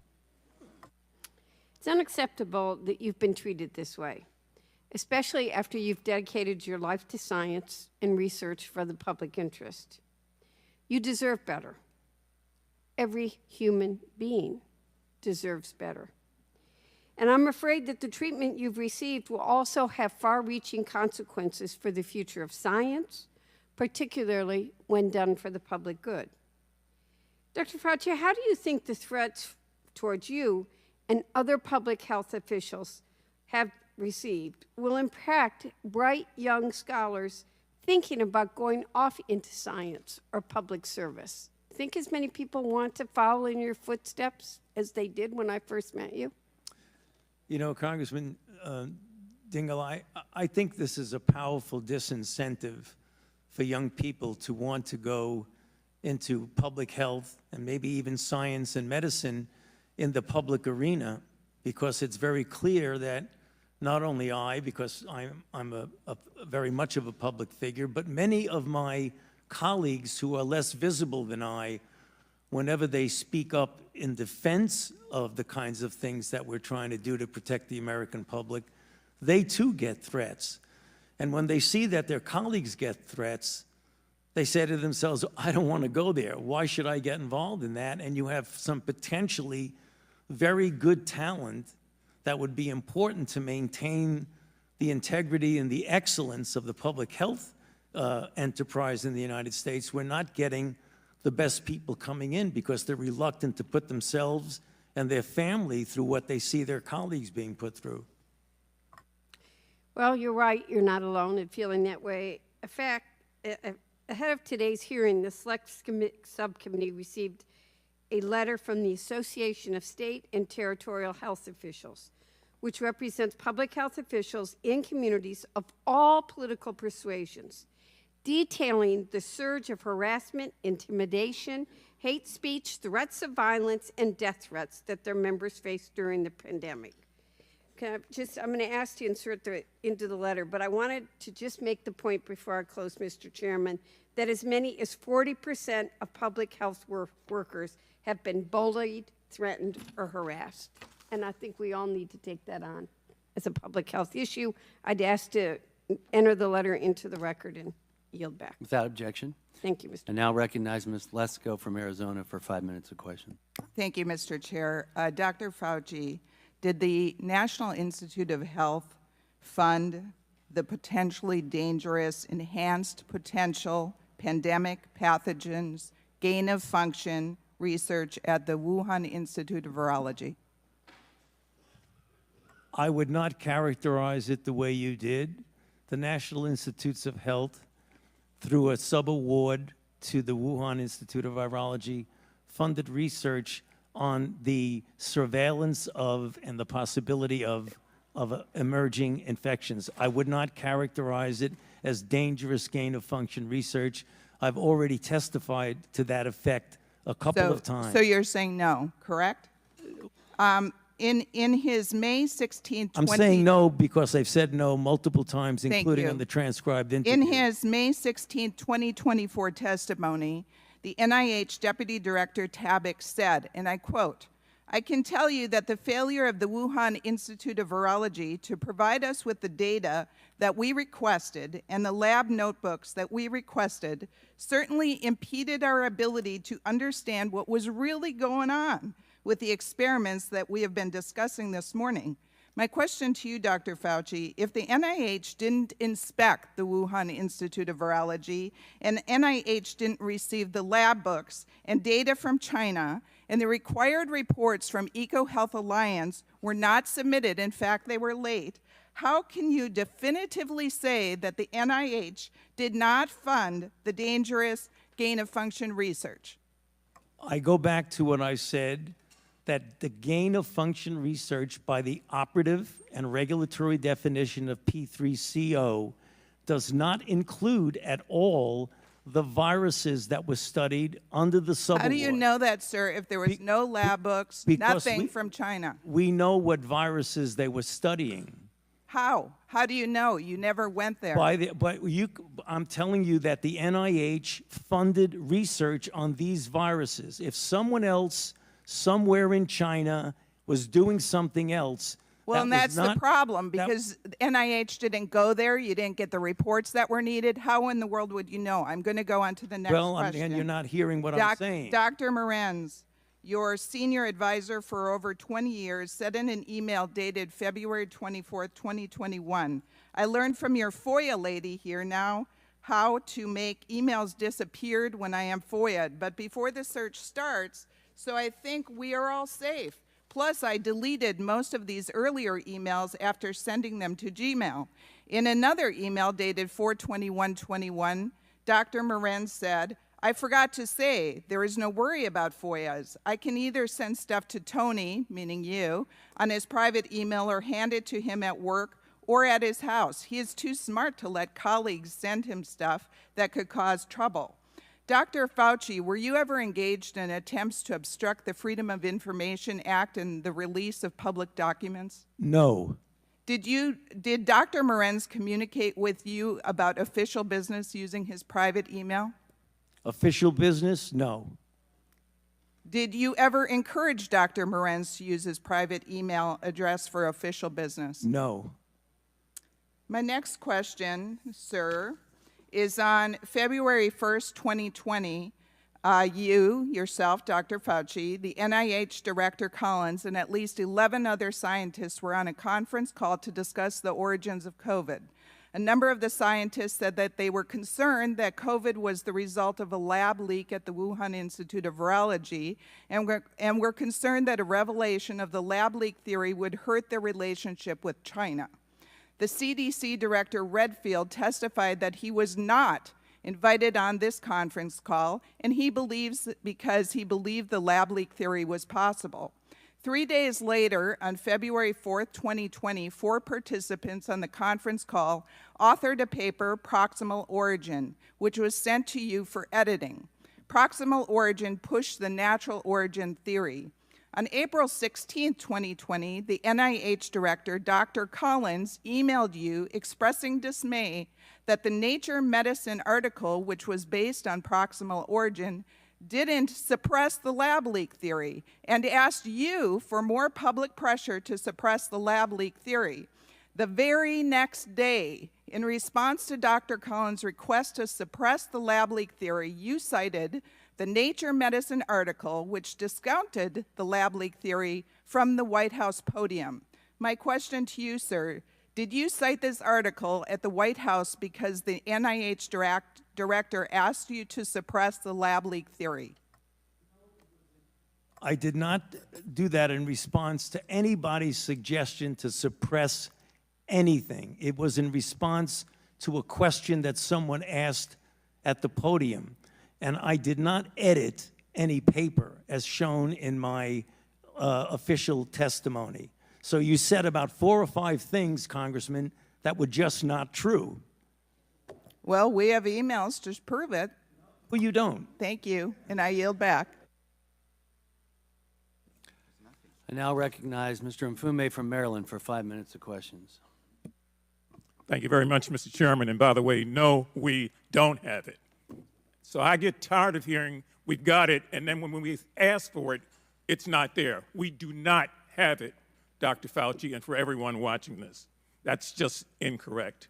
Now, let me just say a couple of things. If I sound a little outraged, just because, you know, we sit here and we watch one conspiracy theory after another get debunked.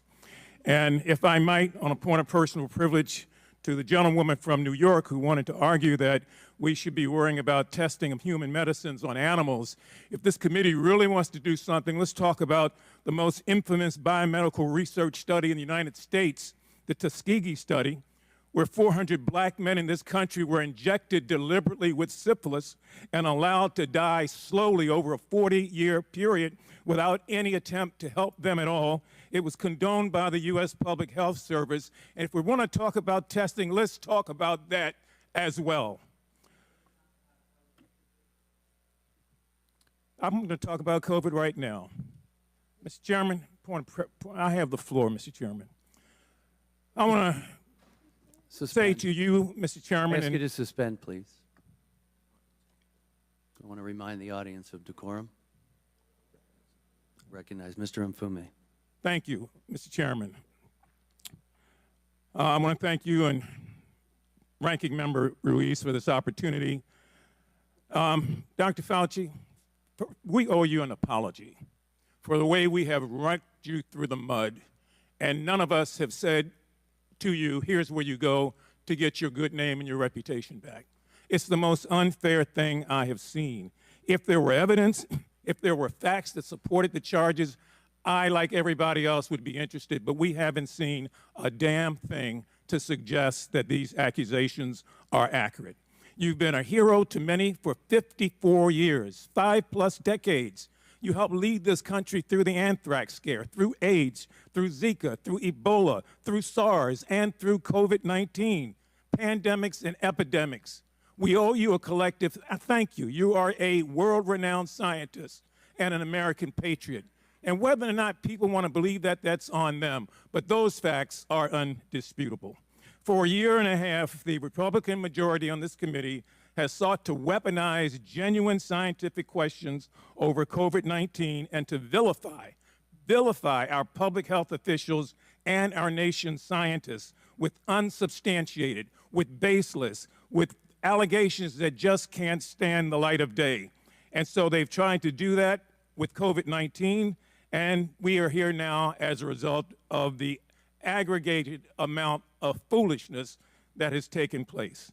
And I've always said to this committee, every time I've had a chance to speak, let's go back to when we were in the heart of the pandemic, when our family members and friends and coworkers were dying left and right, when we were afraid to get near anybody, where we wanted to wash down our groceries before we brought them into the house, where we were willing to put on masks or headgear if it would keep us from being infected.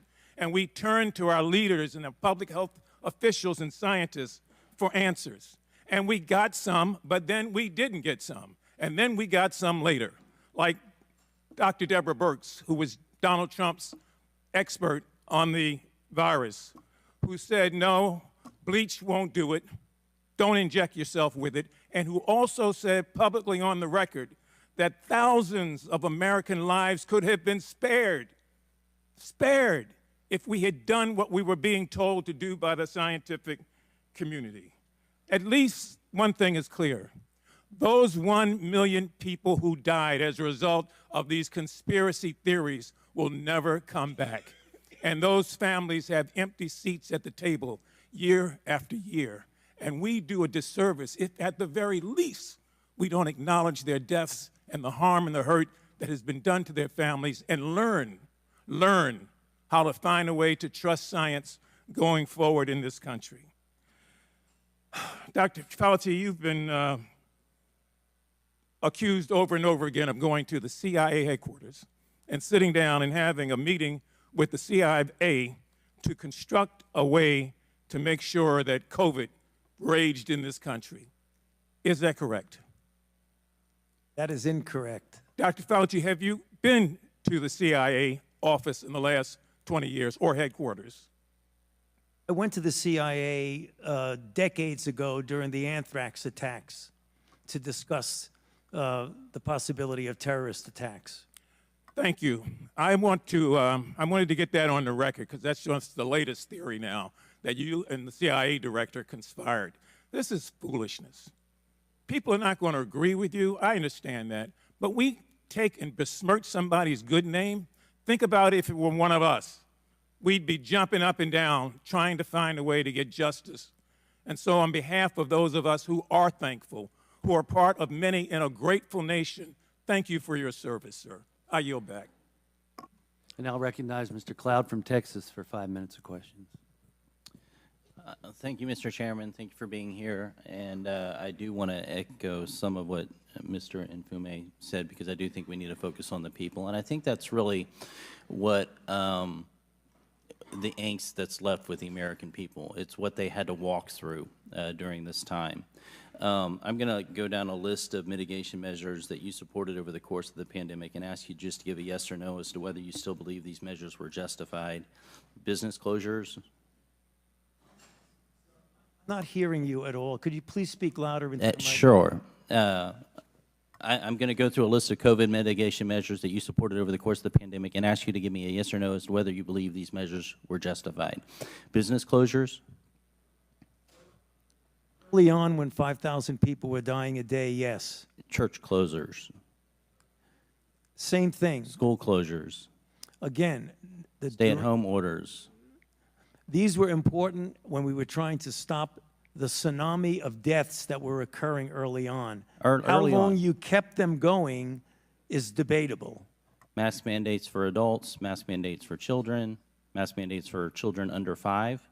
And going back to what I said before, all of that is in the context of, at the time, 4,000 to 5,000 mandates for children under people a 5, day there's were scientific dying. evidence for that?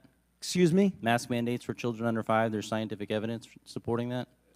There was no study that did masks on kids before. You couldn't do the study. You had to respond to an epidemic that was killing 4,000 to 5,000 Americans per Vaccine day. mandates for employees, vaccine mandates for students, vaccine mandates for military.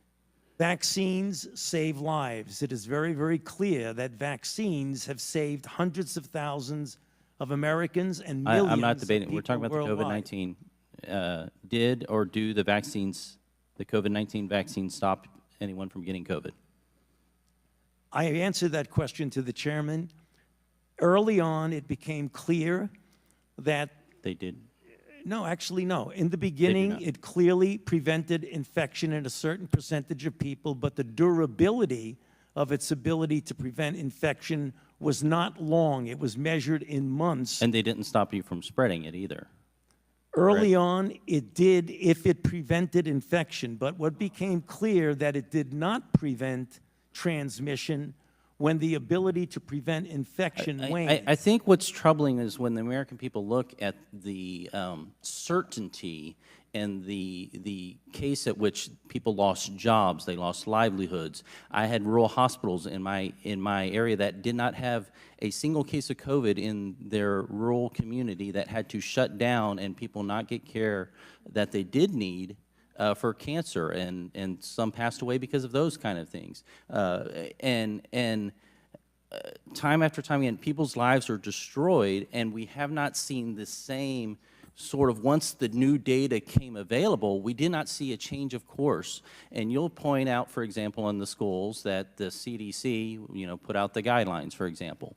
But we know that those guidelines end up being protection from lawsuits. It's, if you don't want to be sued, you better follow the guidelines. So they're not mandates, de facto mandates, but they turn out to be such a mandate.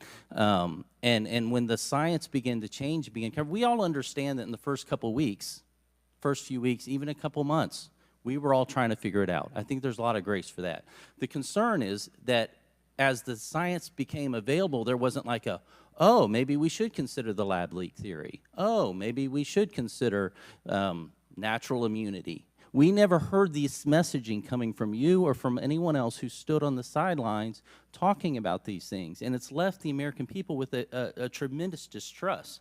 I want to talk a little bit about the grant process. My understanding from your testimony to us, it says that the NIH process for awarding grants is that basically research proposal goes to peer review committee to receive a priority score, then it goes to an advisory council for NIH personnel. It receives a final, basically the group votes on it, and then eventually it ends up on your desk for signature, right? Now, you said in that sometimes, if I recall correctly, those grants are often approved in block, in mass. when they're voted on, and then you sign off on them. That's correct. This is one of the things that's really troubling to the American people, because they look at their lives being destroyed, and there's no one to hold accountable, because these systems of accountability have become systems of plausible deniability. And so your name is on every single grant, but yet you absolve yourself of any sort of responsibility by saying, well, you know, it goes to this committee that's, you know, that has a number of people on it, and they're approved en bloc, and so there's no accountability for anything, any of the taxpayer dollars that are going forth.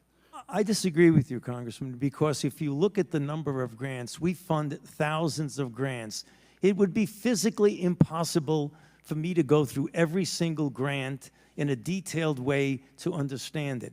That is true not only for me, but for virtually every institute at the NIH. Then why does your signature go on it? Because somebody has to sign off on it, and you trust the expertise and the competence of the staff that go over it very Then what is the mechanism for holding Gentleman's people time has accountable? expired.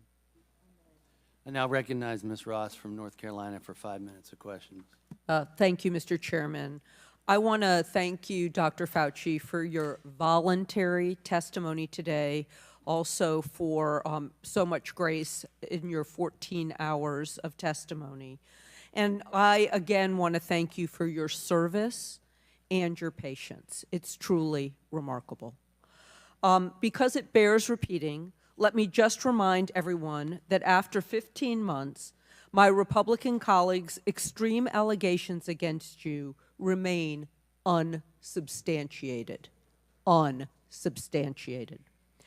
And now, during your two-day closed-door interview in January, you discussed a number of topics regarding the public health response to the COVID-19 pandemic, some of which we've touched on briefly, but I just want to dive in a little bit deeper here. For example, you discussed both then and here with Congresswoman Castor the recommendation that we maintain 6 feet of distance between one another to reduce the spread of COVID-19. And you discussed how social distancing recommendations were developed, that you yourself didn't pick this 6 feet, and it was just really kind of a guideline in the moment. In your view, though, do social distancing recommendations and other public health measures to reduce transmission save lives? Definitely. Okay. I'd also like to go back and take a deeper dive into the COVID-19 vaccine discussion that we just had. And you were also asked about that during your interview in January. In the Select Subcommittee, we've heard suggestions that the vaccine was ineffective because of breakthrough infections that occur after vaccination. We just heard about that right here. But as I understand it, perhaps the strongest measure of COVID-19 vaccines' effectiveness is the reduction of severe disease and death, not necessarily getting a milder form of COVID. Could you talk about that a little bit?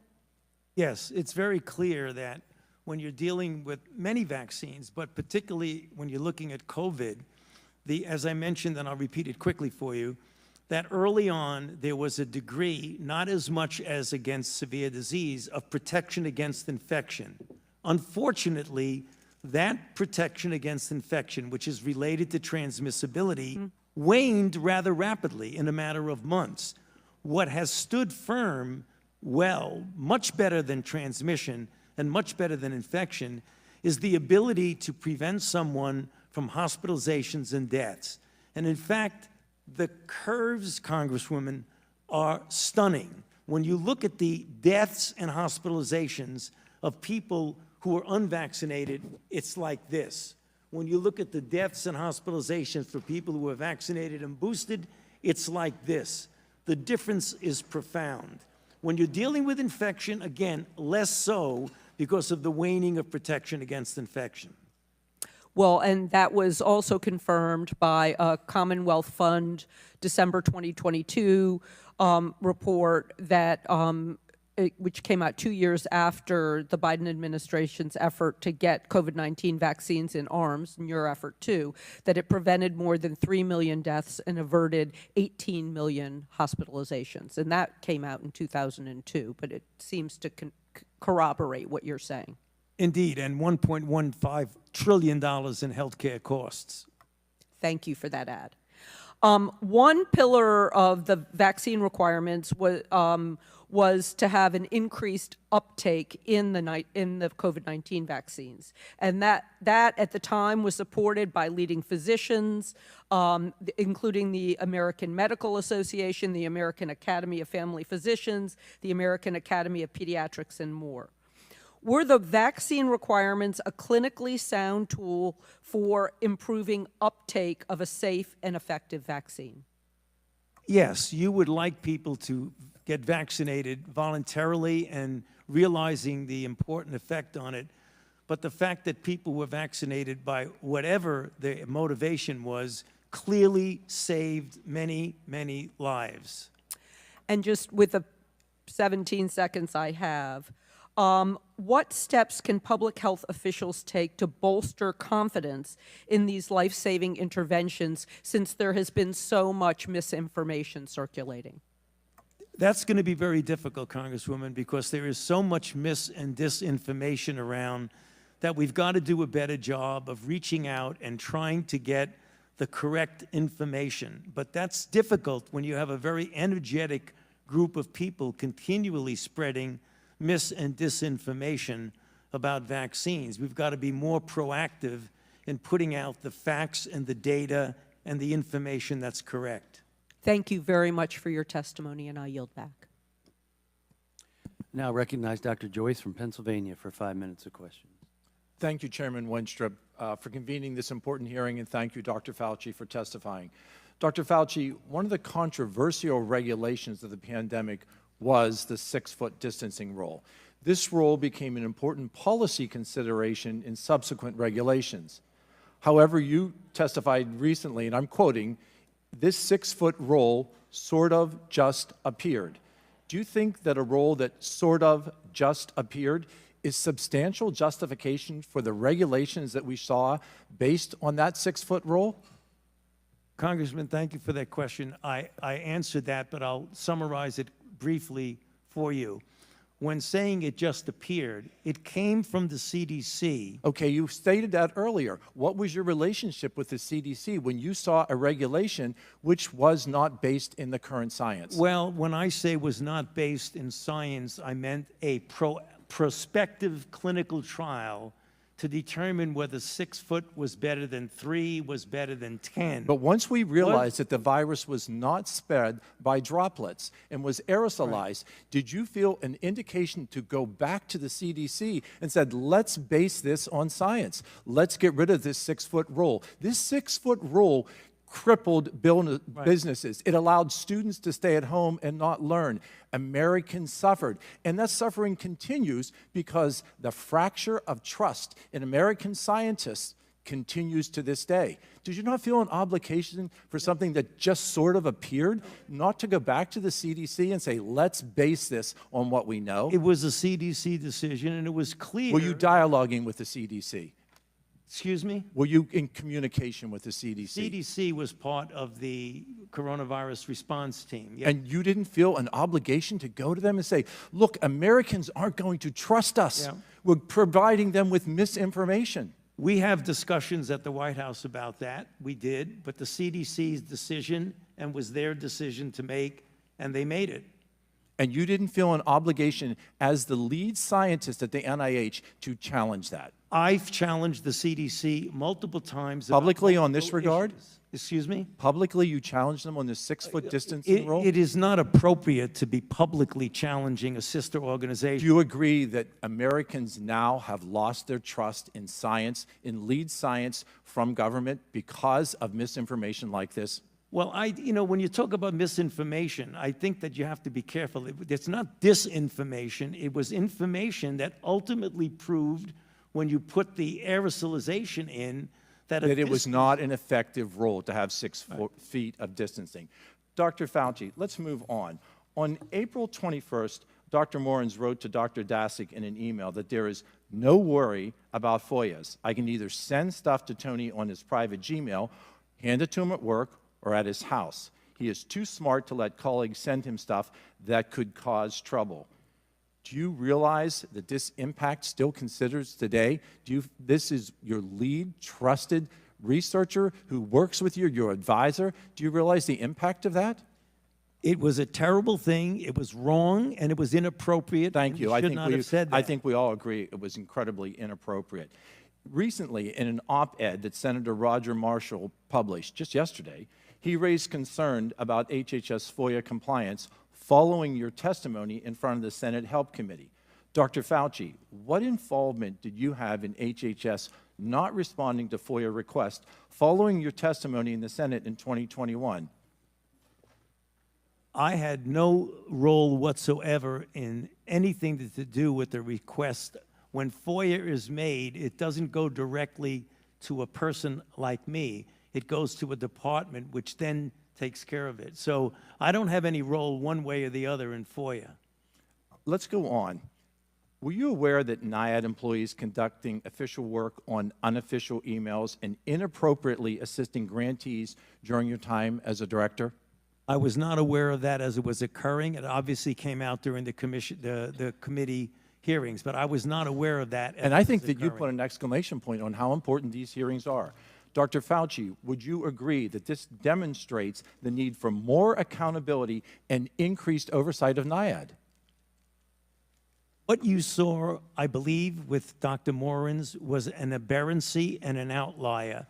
The individuals at the NIH and NIAID are a very committed group of individuals, and this one instance that you point out is an aberrancy and an outlier. That does From not your senior advisor for 20 years. Well, the title is senior advisor. We wrote scientific papers together. He didn't advise me, as I mentioned. Are your senior advisors not trusted staff? Again, I told you that his title was senior advisor, but he is not an advisor on policy. That's very confusing to have someone's title and not having that to be their obligation. But that is the fact, though. I think that supports what we said. There needs to be more oversight and there needs to be more accountability. Mr. Chairman, my time has expired, but these points are very clear to all of us today in this hearing room. I yield back. I now recognize Mr. Garcia from California for 5 minutes. Oh, he left?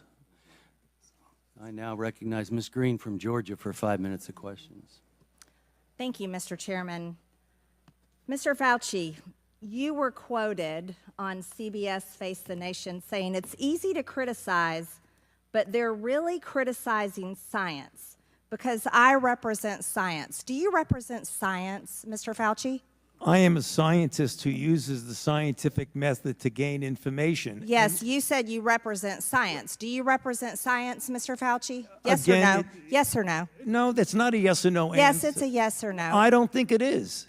Okay, well, we'll take that as a you don't know what you represent. Oh, But this, as director of the NIH, you did sign off on these so-called scientific experiments. And as a dog lover, I want to tell you this is disgusting and evil, what you signed off on, and these experiments that happened to beagles paid for by the American taxpayer. And I want you to know Americans don't pay their taxes for animals to be tortured like this. So the type of science that you are representing, Mr. Fauci, is abhorrent, and it needs to stop. Mr. Fauci, you also represent the type of science where you confess that you made up the COVID rules, including I didn't hear what you 6 said. feet social distancing and masking of children. I never said I made anything up. You admitted that you made it up. You made it up as you I didn't went. say I made it up. So are you saying this is fake news, Mr. Fauci? I didn't say I made anything up. What did you say? I said that it is not based in science and it just appeared. But this is science. What does dogs have to do with anything that we're talking about today? These are scientific experiments. This is what you signed off on. But you also told the American people they had to distance by 6 feet. They had to wear masks. But let's also talk a little bit further about the type of science that you represent. NIH scientists made $710 million in royalties from drug makers, a fact that's been hidden. Let's talk about the fact about, is it right for scientists and doctors getting paid by the American people, government taxpayer paychecks, to get patents where they're paid millions and hundreds of millions of dollars in royalty fees, especially when the NIH and these government agencies, most powerful agencies in our country, are recommending medical suggestions and advice and making up guidelines like 6 feet distancing and masking of children. Do you think that's appropriate? Do the American people deserve to be abused like that, Mr. Fauci? Because you're not doctor, you're Mr. Fauci in my few minutes. No, I don't need your answer. I want to talk about this right here. Mr. Chairman, Fauci, objection. I reclaim Mr. my Chairman, time. objection. I reclaim my time. I reclaim my time, Gentlelady will Mr. suspend. Raskin. Gentlelady will Point of order. suspend. Mr. Chairman, Point of order. just in terms of the rules of decorum, are we allowed to deny that a doctor is a doctor just because we don't want him to be a doctor? Yes, because in my time, that man does not deserve to have a license. As a matter of fact, it should be revoked, and he belongs in Gentlelady will prison. suspend. The gentlelady should recognize the doctor as a doctor. Thank you. Mr. Chairman, is this what we have become? Is this what we have devolved into? No decorum. You know what? We can do that hearing about the poor men that were injected with syphilis because I support you in that. That's horrific. And this government that I does would things urge like that to Miss- Americans doesn't have decorum to the American Mr. people. Chairman, Gentleman is out of point of regular order, please. The gentleman is out of order. Decorum. I recognize the point of order. Go ahead with your point of order. You got it. No, I mean, I was going to say what Representative Raskin said. That's completely unacceptable to be able to deny Dr. Fauci, who's here, a respected member of the medical community, his title, and that's actually a personal attack on his character. And I have instructed her. He's not respected.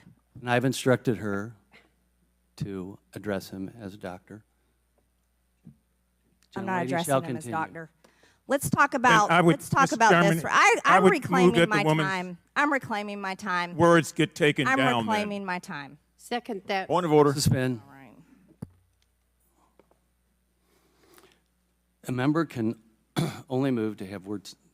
The issues we are debating are important ones that members feel deeply about. And while vigorous disagreement is part of the legislative process, as I said at the beginning, members are reminded that we must adhere to established standards of decorum in debate. This is a reminder that it is a violation of House rules and the rules of this committee to engage in personalities regarding other members or to question the motives of a colleague.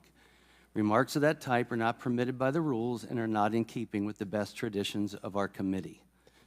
The chair will enforce these rules of decorum at all times and urges all members to be mindful of their remarks. Does the gentleman from California have anything further?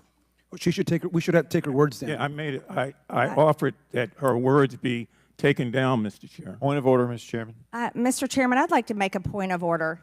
Mr. Because Griffin they is accused us Mr. of Griffin is worshiping Gentlelady President will- Trump. We don't Gentlelady- worship President Trump. Gentlelady will suspend. Mr. Griffin, you have a point of order. Mr. Chairman, while it may not be polite, I believe the rule only applies to members of this body, the Senate, and the President of the United States. I do not believe that it applies. The rule on taking down words does not apply to a witness. Again, I'm not condoning the words. I'm just relating or asking whether or not it applies to individuals who are just happen to be here in front of us. I agree. The chair overrules the point of order by the gentleman from Maryland, but asks that members please afford all other members the respect they're entitled, refrain from using rhetoric that could be construed as an attack on the motives or character of another member or the witness. You may proceed. Thank you. This was a time in history where you got to throw out the first pitch at the Washington Nationals baseball game while Americans were forced to stay home and watch such events that they love from at home alone on their televisions. And what a hypocrisy this picture shows. Here you are without your mask, with empty seats everywhere. Remember the cardboard cutout fans? That was one of the most insulting things to Americans, having to watch the games from home where you got to go and enjoy the game and sit right next to people not following the 6 feet of distancing, not wearing your mask, and everyone else was forced to stay home and stop enjoying life. And your science here, your science is displayed perfectly in this picture where children in school were put in plastic bubbles because of your science, your repulsive, evil science. And let's go back to your very own email. You said earlier you don't use email. Oh, you do. Right here.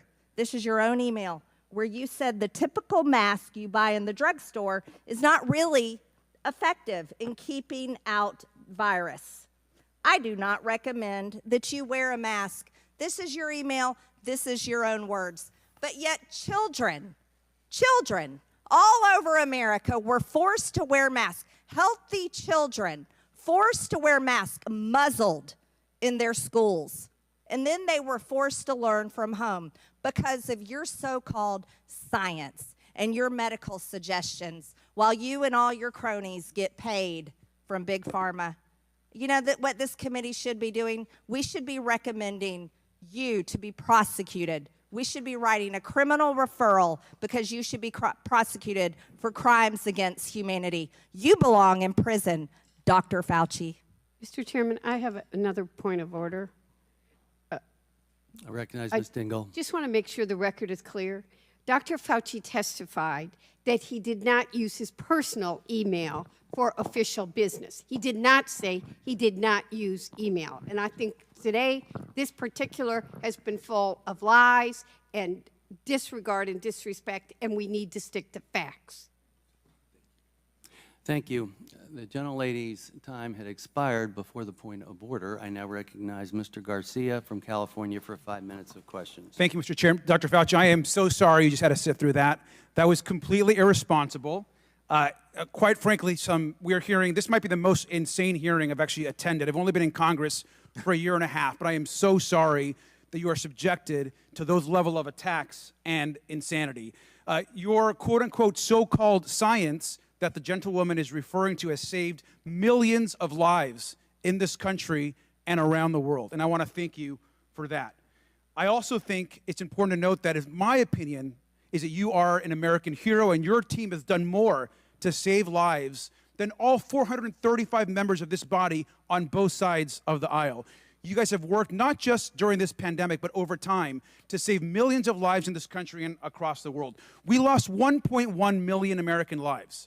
1.1 million American lives, 7 million lives around the world. We were having 9/11-like events, death events daily in this country, losing 4,000, 5,000 people every single day. I was mayor during the time of the pandemic. I remember how painful it was to close businesses, to shut down schools, but how quickly we forget the pain and how scared we were as a country. We were washing our groceries as they were coming in. We were keeping seniors at a distance. The tragedy that was happening in our nursing homes. Thousands of people were dying a day, and you and your team of the best and the brightest scientists in this country and the world were doing everything that you could and working night and day to save more and more of those lives. A lot of my colleagues know that my mom was a healthcare worker during the pandemic. My mom died of COVID. My stepfather died of COVID. I lost both of my parents during the pandemic. So I take this very personally, especially when other members of this body who are tasked to be responsible and to actually help the American people attack medical professionals like you and across the world. Vaccines, the vaccine that you and your team helped foster have saved millions of American lives. These attacks are ridiculous. Now, even before this committee started, and I'm going to point a few things out. Even before this committee started, this same member that just went on this rant introduced the Fire Fauci Act and promoted it on a podcast, saying that COVID was a bioweapon. That is how insane some of these comments are. And I want to quote this. This is a quote from the same member. "I don't believe in evolution.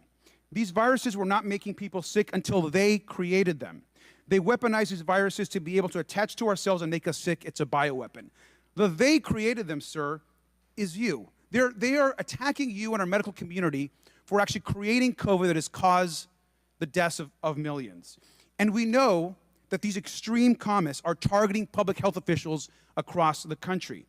I also want to show you this other comment. Same member who just attacked you. The Fauci-funded Wuhan lab created the virus. This is so crazy and irresponsible.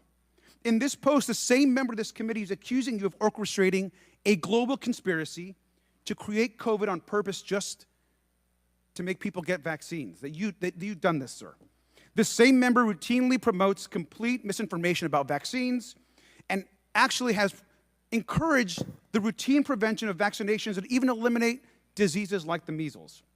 Dr. Fauci, you've brought together our nation and the world's best and brightest scientists to take on COVID and create a vaccine that works. I want to ask you a question. I want to be crystal clear for the public. You brought together the world and America's best scientists. Do you believe that the vaccine that you all helped create and ensure is safe and effective for the public? Yes, and its track record has proven that. And do you also agree that it saved hundreds of thousands and possibly millions of lives in America and across the world? That is absolutely correct, and it's very clear that it's saved millions of lives here and throughout the world. The Europeans have done the same studies that we have, and the data are incontrovertible that they save lives. Sir, and do you think the American public should listen to America's brightest and best doctors and scientists, or instead listen to podcasters, conspiracy theorists, and unhinged Facebook memes? No, listening to people who you've just described is going to do nothing but harm people because they will deprive themselves of life-saving interventions, which has happened. And you know, some have done studies. Peter Hotez has done an analysis of this and shows that in people who refuse to get vaccinated for any variety of reasons, probably responsible for an additional 200,000 to 300,000 deaths in this country. Thank you, sir, and your entire team for saving lives in this country, and I'm sorry you have to continue going on with these attacks. I yield back. Oh, thank you. You're not allowed to speak. You're not allowed. Thank you. Thank you very much. Mr. Chairman, could you have her removed from the Thank you. Yes, Please have her removed. please. Excuse me, I ask the Capitol Police to escort.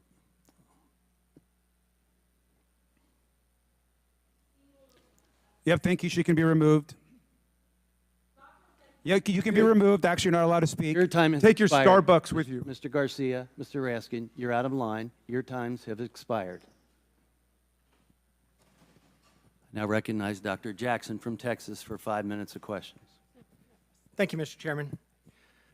Dr. Fauci, I have to say, I, as so many Americans, am deeply disappointed in your actions during a critical time in our nation's history while you were in key leadership roles as the director of the National Institute of Allergy and Infectious Disease and as the chief medical advisor to President Biden.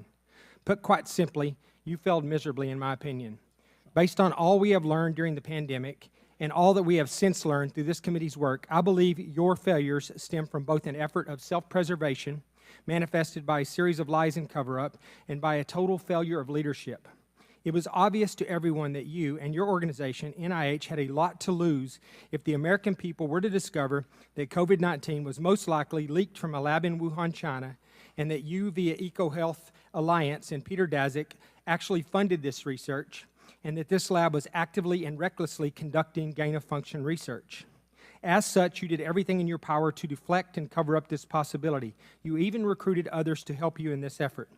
Unfortunately, this cost our country and the world valuable time that may have led to answers regarding the origin, may have blunted the spread, and would have almost certainly saved lives. While I think most of us have known all along what I just described, what I have been appalled to discover through sworn testimony to this committee is the level at which you and those that worked for you went to cover up the obvious. Just a few examples, and I know these have been touched on, but they're important for everyone to hear. Dr. Lawrence Tabak, former acting director of NIH, testified that under the generic definition that NIH did in fact fund gain-of-function research. This was based on a definition that was initially used by NIH and a definition that was abandoned and removed from the website in October of 2021 and replaced by a new, much more detailed definition with a much higher bar that you have since conveniently used to define gain-of-function testing and to deny what Dr. Tabak has since confirmed. He also said that EcoHealth Alliance failed to properly and promptly report that their research violated the terms of the grant. something that went completely unaddressed under your watch. Dr. Morans, your senior advisor, who you have tried today to distance yourself from, but whose large volume of emails clearly demonstrate that you had a very close and personal relationship with, and who reported to you directly, has openly bragged about how he subverted FOIA requests. I remind you that the law requires you and your former organization to comply with Freedom of Information Act requests. It is not optional. If you or your employees or your organization that you oversaw were systemically avoiding transparency and illegally hiding or destroying documents that rightfully belong to the American people, then you should be criminally charged, and they should as well. In addition, Dr. Gregory Folkers, your chief of staff, also engaged in illegal practices in which he crafted messages using symbols instead of letters to avoid FOIA exposure. In an email, April 2020, from Dr. Morans to Peter Daszak, he says, quote, "There are things I can't say." Well, I wonder what he couldn't say. He also went on to say, quote, "Except Tony is aware, and I have learned there are ongoing efforts within NIH to steer through this with minimal damage to you, Peter, and colleagues, and to NIH and NIAID," end quote. And then a few days later, he said, quote, "I have reason to believe that there are already efforts going on to protect you," end quote. In February of 2021, Dr. Morans wrote to Boston University scientist Gerald Kirsch saying, quote, "I learned from our FOIA lady here how to make emails disappear after I'm FOIA'd, but before the search starts. So I think we are all safe," end quote. Dr. Fauci, I want to know what you were being protected from and what you needed to be safe from. I'm going to go on because I have a little time here. He went on to say, quote, "Plus, I deleted most of the earlier emails after sending to Gmail. Once again, illegal and an actual crime." Dr. Morans noted in another email to Dr. Kirsch saying, quote, I learned the tricks last year from an old friend, Marge Moore, who heads our FOIA office and also hates FOIAs," end quote. It is absolutely amazing to me that Dr. Morans and Marge Moore still have jobs and our taxpayers are still paying their salaries. Dr. Morans wrote to Dr. Daszak in April of 2021, quote, "P.S. I forgot to say there is no worry about FOIAs. I can either send stuff to Tony on his private email or hand it to him to work or at his house. He is too smart to let colleagues send him stuff that could cause trouble." End quote. Apparently, you neglected to surround yourself with equally smart individuals. Dr. Morans wrote to another collaborator, Peter Hotitz, in June 2021 at Baylor College of Medicine that he had deleted all his emails related to COVID origin when, quote, "the shit hit the fan," end quote. He said, quote, "I feel pretty sure Tony were too. The best way to avoid FOIA hassles is to delete all emails when you learn the subject is pretty sensitive." In October 2021, Dr. Morans wrote to Peter Daszak, quote, "Peter, from Tony's numerous recent comments to me and from what Francis has been vocal about over the past 5 years, we are trying to protect you, and they are protecting their own reputations as well," end quote. I'll just jump ahead. The American people can rest assured that we are going to continue to pursue answers and we continue to push for full accountability from you and your colleagues despite continuing efforts to try to cover this up. Dr. Fauci, history will not be kind to you and you will be known as the man who put his personal interest before the interest of the American people, the very people that you were supposed to be protecting. Your actions, along with several others we have had before this committee, have completely eroded America's trust in our public health system and the agency that you represented for half a century. With that, I yield back. Gentleman's time has expired. I now recognize Ms. Takuda from Hawaii for 5 minutes of questions. Thank you, Mr. Chair, and I hope I'll have an additional 30 seconds like the previous gentleman. And Dr. Fauci, I have allowed that today on several occasions. Thank you, Mr. Chair. Dr. Fauci, you deserve better than this. The other side suddenly cares about puppies, ironic given recent book publications, versus the millions of people that you have kept safe and alive over your lifelong commitment to public health. I'd like to use my time to dispel some of the myths about you that have circulated in right-wing circles. We can all acknowledge that, yes, suspension of in-person activities during the early days of COVID, it was necessary to save lives and to stop the spread, and it was not without its challenges. It was difficult, particularly for our nation's students, like my 2 sons in public schools, and our business owners. But to completely blame these policies on you, Dr. Fauci, is absolutely ridiculous. I'd like to make the record clear on something. The decision to suspend in-person learning, dining, and other activities, that was not a decision that you were somehow solely responsible for, including in your role as NIAID director. Is that correct? In fact, these decisions were actually made at the state and local level in communities across the country, like my home state of Hawaii, which was particularly aggressive, in part as a response to the Trump administration's early failure to contain the initial outbreak of the virus. Is that not correct? I'm sorry, I didn't, ma'am, I'm not really hearing you very well. Could you just put your... We'll put it a little bit Yeah. closer, but to be clear that the decisions were actually made at the state and local levels in communities across the country. That is correct. Okay, thank you. Now I'd like to shift topics and turn to the allegation that you sought to suppress opposing viewpoints about the pandemic response. Over the past 15 months, majority members of this subcommittee have levied the allegation that federal health officials censored proposals like the Great Barrington Declaration, which were inconsistent with the overwhelming consensus of the scientific and medical community. Much attention has been paid to an email Dr. Francis Collins sent you regarding the Great Barrington Declaration, where he called for a quick and devastating published takedown of its premises. To be clear, this was not Dr. Collins suggesting that you suppress or censor the Great Barrington Declaration. Rather, he was suggesting that the points you just explained be memorialized to substantively refute the scientific premises of the Great Barrington Declaration. Is that correct? Yes.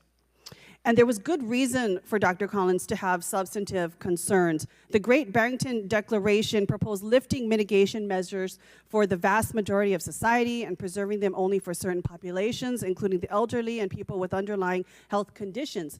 This was months before a vaccination was available, and public health systems were already being overwhelmed, and thousands of Americans were dying daily. Dr. Fauci, what percentage of the population did we estimate needed to be infected with COVID before we would achieve so-called herd immunity? Herd immunity was very elusive with COVID, and the Great Barrington Declaration was flawed both conceptually and in practice. Conceptually, that you could shield vulnerable people as if the only vulnerable people are those in nursing homes. We have tens and tens of millions of vulnerable people that you couldn't possibly shield. People with underlying conditions, the elderly, those would be the individuals. So it would be conceptually impossible to do that. Herd immunity, as we know, means if you have a virus that doesn't change and a virus in which when you get infected or vaccinated, you have highly durable, perhaps lifelong immunity. That's not the case with COVID. We know immunity wanes and we have multiple variants. So in practical purposes, the Great Barrington Declaration was invalid, both conceptually and practically. Thank you, Dr. Fauci. You've answered a few of my other questions in terms of the fact that for many of us that live in multi-generational communities, thousands, hundreds of thousands, millions more lives would have been impacted by this so-called approach. And given the fact that the virus's rapid evolution that we have seen since 2020, herd immunity approaches would be absolutely ineffective against COVID. If you would answer one more question, considering the mortality rates at the time, how many more deaths might we have seen, just briefly? I mean, if we had done that, just let it rip, there very likely would have been another 1 million people would have died, I would imagine. Thank you, Dr. Fauci. So it wasn't the federal government suppressing the Great Barrington Declaration. Rather, it was about protecting and saving millions of American lives. The COVID-19 pandemic wasn't some academic exercise. It was real. It was in real time. It was about saving lives in real time. Theories like herd immunity may seem plausible on paper, but we have to remember that it is based upon the assumption that enough people would have to be infected. And that would likely have meant that our family members, our friends, our neighbors, our constituents, especially those in our most marginalized, multi-generational rural communities, would have died. So thank you, Dr. Fauci. I want to thank you, not blame you. Thank you for your science. Thank you for your science that have saved millions of American lives, kept us safe, including my children, many of our families right here on this dais. And thank you for clarifying these points for the record and for all of your efforts to keep us safe during the pandemic and so many other health crises we have faced over the decades that you have served. Mahalo, Mr. Chair, and I yield back. Now recognize Dr. McCormick for 5 minutes of questions. Thank you, Dr. Wenstrup, Chairman. It's been insinuated that politicians, only bloggers, only conspiracy theorists are disagreeing with you. I want to point out that I'm probably the only member of Congress that actually treated patients during the pandemic from the very beginning to the very end of the pandemic, during night shifts in the ER. thousands of patients during that time. And in 2020, I was censored. My medical license was threatened because I disagreed with bureaucrats. Literally taken off the internet as a person who was treating patients with leading-edge technologies, developing theories, but doing my very best, but being censored by the United States government for the first time, stepping in and taking the place of medical professionals as the experts in healthcare. Any dissent surrounding COVID-19 treatments, mask mandates, and any public policy surrounding the pandemic was immediately labeled as anti-science. I watched as public health officials and politicians told my patients what treatment options were best for them, regardless of their comorbidities or their medical history. Despite my education and my training and my experience, my opinions were relegated to conspiracy and misinformation by so-called healthcare experts who had never treated a patient throughout the entire pandemic. This has been a black eye on the medicine and has highlighted why government should never insert itself in between patients and their healthcare providers. The American people deserve to make medical decisions through conversations with their physicians rather than politically motivated mandates. Dr. Fauci, did you ever treat a patient for COVID during the pandemic? I was part of a team that was at the NIH that took care. We didn't take care of many of them. Okay, so not hands-on. Got it. Thank you. Why would I be criticized by a bureaucrat for doing my very best as a healthcare? This is a rhetorical question. But why? Why would the government, who's never treated a patient for COVID, you can read all the things you want, but you're not there. You're not seeing patients. You're not watching people die, intubating patients right there with that disease in your face, watching it happen, watching the development of this disease and actually learning from it. But I'm being told by bureaucrats what's right and wrong. And what's funny is everything I was censored on, I was proven to be right. Pretty crazy, isn't it? You said in an interview that you gave as part of an audiobook written by Michael Spector that you believed an institutional should make it hard for people to live their lives so they'd feel pressured to get vaccinated. Could we run the audio clip on that, please? You think can be done about it. I have to say that I don't see a big solution other than some sort of mandatory vaccination. I know federal officials don't like to use that term. Once people feel empowered and protected legally, you are going to have schools, universities, and colleges are going to say, you want to come to this college, buddy? You're going to get vaccinated. Lady, you're going to get vaccinated. Yeah. Big corporations like Amazon and Facebook and all of those others are going to say, you want to work for us, you get vaccinated. And it's been proven that when you make it difficult for people in their lives, they lose their ideological bullshit and they get vaccinated. Thank you. Are all objections to COVID vaccinations ideological bullshit, Dr. Fauci? No, they're not, and Thank that's you. not what I was referring to. Well, in reference to making it hard for people to get education, traveling, working, I'd say it very much was in context. And I take great offense to this. Miss Allison Williams testified before this committee about losing her job because she sought an exemption for ESPN's vaccine mandate, which came from recommendations from bureaucrats like yourself. She and her husband were actively working with a fertility expert, a physician, on how to get pregnant, and agreed with the premise that she was young, healthy, wanted to get pregnant, and shouldn't get the vaccination for medical purposes. But she was fired because you made it hard, just like you said in your statement, because you didn't want to make sure that the ideological bullshit got in the way of her working, of living her life, of making a medical decision with her healthcare professional. I think America should take great offense to this. That's exactly what you meant when you said making it hard for people to live without getting a vaccination. You affected people's ability to work, travel, be educated, to actually flourish in American society, to self-determine, as we're all given God-given rights. Shame on you. Dr. Fauci, you've become Dr. Fear. Americans do not hate science. I don't hate science. The American people hate having their freedoms taken from them. You inspired and created fear through mask mandates, school closures, vaccine mandates that have destroyed the American people's trust in our public health institutions. This fear you created will continue to have ripple effects over generations to come. You have already seen its effects in education, in the economy, and everything else. Quite frankly, you said, if you disagree with me, you disagree with science. Dr. Fauci, I disagree with you because I disagree with fear. And with that, I yield. I now recognize Mr. Moskowitz from Florida for 5 minutes of questions. Thank you, Mr. Chairman. Dr. Fauci, good to be with you here today. I was not here, but I saw a member of this committee questioned whether or not you represent science and tried to make that in some offensive way. I just want you to know most Americans don't think she represents Congress. So one of the things I've learned. So I hear now you double Fauci. So I don't want you to be offended by that.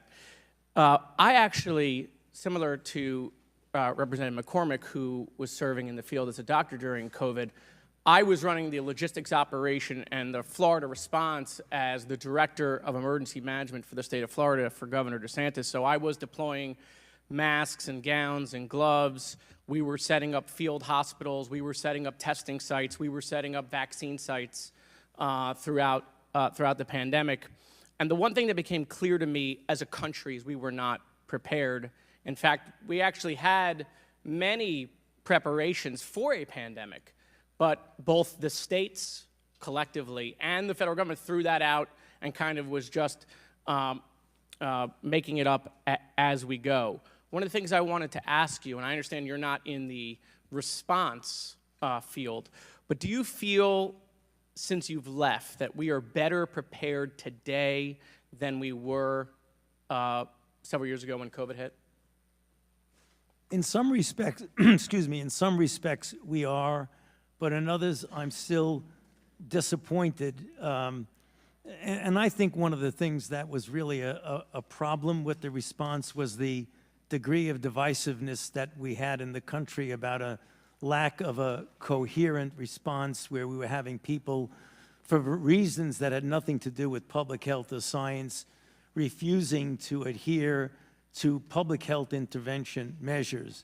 What I think that we will do better, hopefully, is that the CDC, I believe, has now recognized some of the failings of the lack of communication and interaction between the federal response and the local public health officials. One of the weaknesses that we had in the United States that other countries didn't have was a disconnect between the healthcare system and the public health system, whereas the CDC can't demand information from local public health individuals. They have to volunteer to give it to them, and it isn't given to them in real time. So we were at a disadvantage. Oh, no question. I saw that. I saw how the lack of investment in technology, right? We had states trying to share information with the federal government using, Windows 2000. Or fax machines. Fax machines, right. Exactly. Yeah, so... And so, we spent $7 trillion in 2 packages and 2 administrations.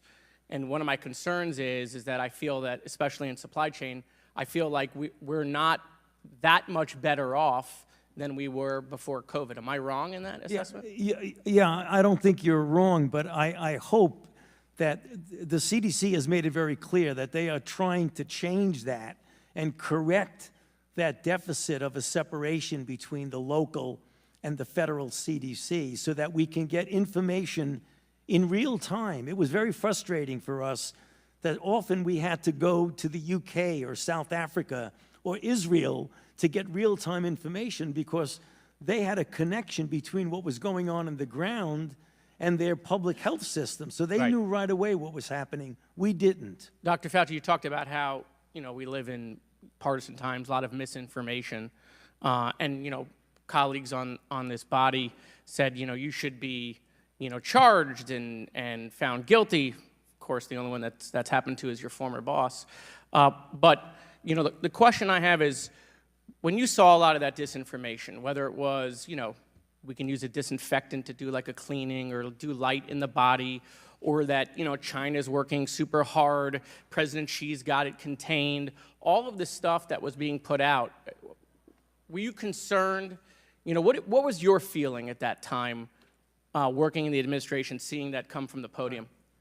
Well, I was very frustrated by that. It was very clear. I was put in a very difficult position that I didn't like, of having to contradict publicly the President of the United States. I took no great pleasure in that, but I felt it was my responsibility to preserve. He must have thought you did a great job. He gave you a commendation right before he left. Well, I felt it was my responsibility, you know, as to preserve my own personal integrity and my major responsibility to the American public to tell them the truth. And if I could just take this opportunity, when I was saying that if you attack me, you attack science, I didn't mean that I am science.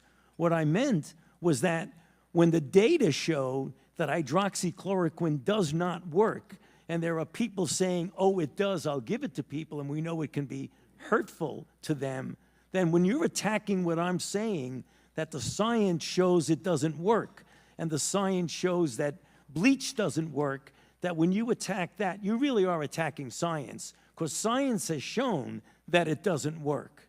That's what I meant. When you're attacking me, you're attacking science. Thank you, Doctor. Thank you, Mr. Chairman. I yield back.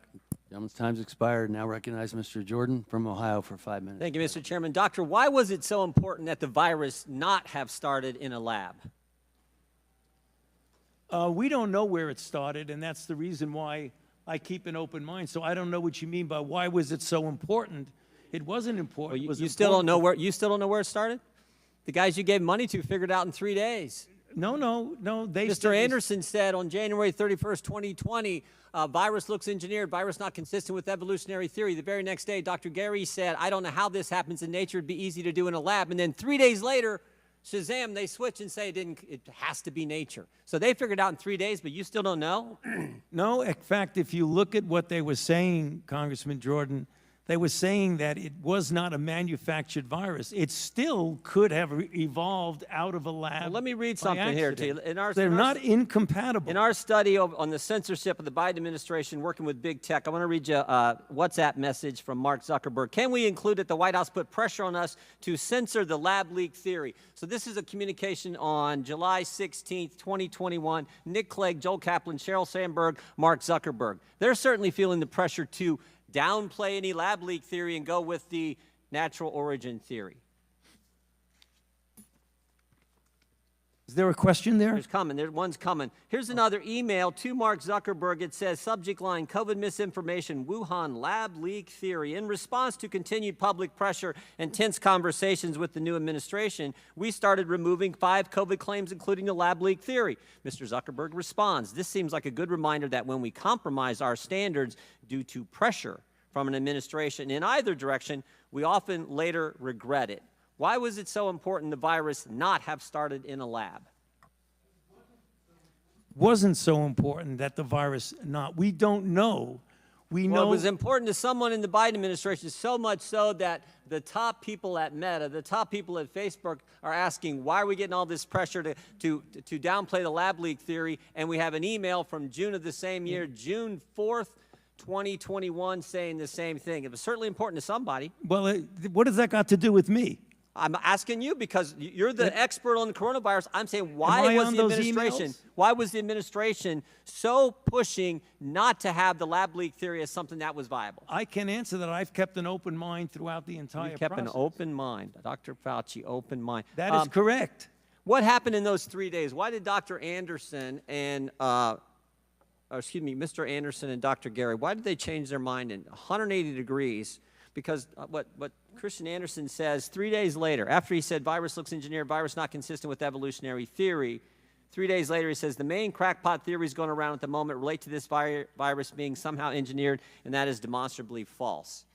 How did they figure all that out in 3 days, Dr. Fauci? You can do that. You still have an open mind. Well, what they did is that they testified before this committee. What they did, they went back and looked at the sequences and realized that their initial concern was unfounded about that, and it did not look at all like it was manufactured. But as they said in their paper, even though they feel it was more likely— 3 days, they figured it out. That's exactly. You could do that in 3 days. You can scan sequences in a day. You don't need 3 days. Okay, who's Robert Redfield?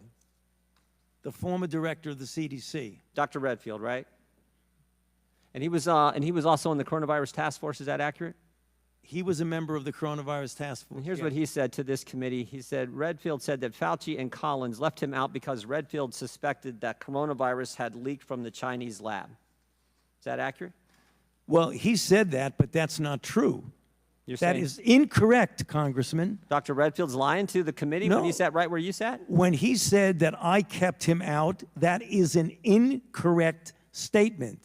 The roster who was on the phone was Dr. Redfield in that conference call on February 1st when you had Mr. Anderson and Dr. Gary on that call? He was not. And the conference call was put together by Jeremy Farrar. So no one kept him out. He said he was kept out because he felt... Did U.S. tax dollars... You want me to answer the question? Yeah, I would just wonder why he wasn't on the call. It seems to me the head of CDC, part of the coronavirus task force, which was formed 2 days prior to that call, would have been on the call. Well, the call was arranged by Jeremy Farrar. You should ask him. Okay. Did U.S. tax dollars flow through a grant recipient to the lab in China? I'm sorry, what was... Did U.S. tax dollars flow through a grant recipient to the lab in China? Yes, of course. It was a subaward to the Wuhan Institute. And who approved that award?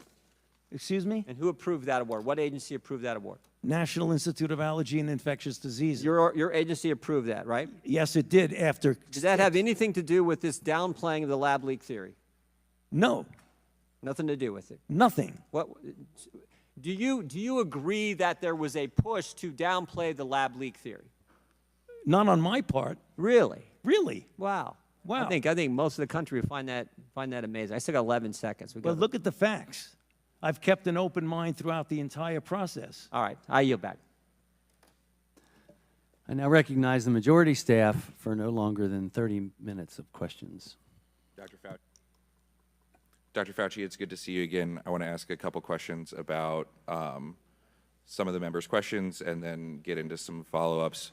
The issue of the CIA trip was brought up. That was brought to us by a whistleblower. That was not an allegation made by the committee. It was an allegation made by the whistleblower. You testified at a transcribed interview back in early January. Do you recall me asking you about that allegation? About the going to the CIA? Yes. And do you recall, and you denied it then as well, and you denied it here today, do you recall the subcommittee publishing that you denied it? I don't recall. We did. You did, okay. We put it out in a press release afterwards that you denied the whistleblower's allegation. And then today, during the course of the last couple hours, have any members on the majority side of the dais asked you about a trip to the CIA? Yeah. They have? No, they have. I'm sorry, Mitch, I'm not hearing this so well. I have a point of order, Mr. Chairman. What's the gentleman's point of order? I have an inquiry about whether or not I'm hearing things or whether or not you just yielded 30 minutes of committee time to staff. That is correct, both sides. And the question that the gentleman just raised was a question that I raised. So apparently he was not listening when I was questioning Dr. Fauci. Thank you for your point of order. You may continue. What I asked was, we asked you about this in a transcribed interview. You testified that you did not go to the CIA. We published that you refuted that allegation. And then today, no members of the Republican side of the dais have asked you that question. Is that accurate? Thank you. You've been asked a number of times about your former senior advisor, Dr. Morins, and have said, and I want to make sure I characterize it correctly because it goes a little back and forth, that you didn't conduct official business over a personal email with Dr. Morins. Has Dr. Morins emailed your personal email before on non-official purposes? As I mentioned, we wrote scientific papers together, so he very well may have used that. Of course, that's the email I use when I write a scientific paper, right? And that's because NIAID policy allows you to write on semi-official time, write papers, but you just have to put a disclaimer that this is not the view of in other NIAID. words, if you're doing something as official business, you shouldn't use your emails that are the official business. So in order to be compliant with the regulations, you would use a personal email. I appreciate it. I want to ask about some of the public health policies enacted during the pandemic. Dr. Francis Collins, the former NIH director, recently said in an interview, and I'm quoting, You attach an infinite value to stopping the disease and saving a life. You attach a zero value to whether this actually totally disrupts people's lives, ruins the economy, and has kept many kids out of school in a way that they never quite recovered. Understanding the COVID task force had a lot of voices at the table, is that an accurate description of the public health advisors, and then you could fit in other advisors along the way? Yeah, you know, Mitch, what I believe that Dr. Collins was saying was that we give advice based on pure public health issues. It's very, very clear now, retrospectively, looking at the potential collateral negative effects of things like mandating. It would be important for us now, since the purpose of, I believe, why we're here, is to how we can do better next time, is to consider the balance. I think things that we did in the beginning were in the context of horrible situation of 4,000 to 5,000 deaths per day. But that doesn't mean that you don't go back and look and say, did everything we do at that point and the duration for which we did it, was that appropriate, and do we need to re-examine? I believe that's what Dr. Collins was referring to, and I agree with him on that. And you got to my next question, that we are here trying to figure out how to do better next time, lose fewer lives next time. Would that be a better thought process going forward of thinking about the possible unintended consequences of public health measures? Absolutely. And you've heard from both sides of the dais today, first weeks, months, novel virus, nobody knew what was going on, called for some drastic measures. Understanding, or once there was a better understanding of who the most affected demographics were, do you think it would be important to more narrowly craft public health measures to specifically favor those demographics? The answer is yes, but you have to be careful. Because if you have a certain group that is being predominantly afflicted, if you're really, really clear that another group is really quite protected, then you should fashion it demographically related. But what often happens with outbreaks is that they're a moving target, and you only hear about other vulnerables as you get further into the outbreak. So the answer to your question is you're partially correct that you need to do that, but you've got to be careful when you're dealing with a moving target. And we can appreciate that. You've been asked a little bit again about the theories of natural immunity and herd immunity. Those are both real scientific theories in infectious disease, is that correct? Yes. And between infection-acquired immunity and vaccinated-acquired immunity, did the United States hit herd immunity? The answer is no, and I've written a paper on that, is that when you're dealing, and just let me take 30 seconds, I don't want to run out the clock on you, but I think it's important to make this point. When you talk about herd immunity, it's predicated on two principles: that you're dealing with a pathogen that's not changing, and number two, that when you either get infected or vaccinated, the duration of the immunity is measured in decades, if not a lifetime. So that if you have a pathogen that stays the same, like measles doesn't change. So I was infected with measles when I was a child. It's the same measles that's infecting people in certain countries in the developing world. Number two, when you get either infected or vaccinated with measles, you have immunity that's durable minimally in decades and possibly for life. So if you get the same pathogen and you get a large percentage of the people who have either been infected or vaccinated, then you have herd immunity. We did not ever have that with COVID. And you've also been asked a number of times about the vaccine and vaccine mandates. Were you the one that recommended to the president to mandate vaccines for certain individuals? No. Do you know who did? No, it was more of it was a combination of a group and just saying that, you know, certain agencies like the Labor Department or what have you would feel that this would be done. But it was not like I one day said, hey, we should mandate vaccines. That did not happen. And I want to echo the comments of the chairman that we agree the vaccine saved hundreds of thousands of lives. And we talked about this a little bit in January, and I think you touched on it a little bit today. Could issuing these mandates and removing the notion of informed consent from some certain sects of the citizenry lead to vaccine hesitancy?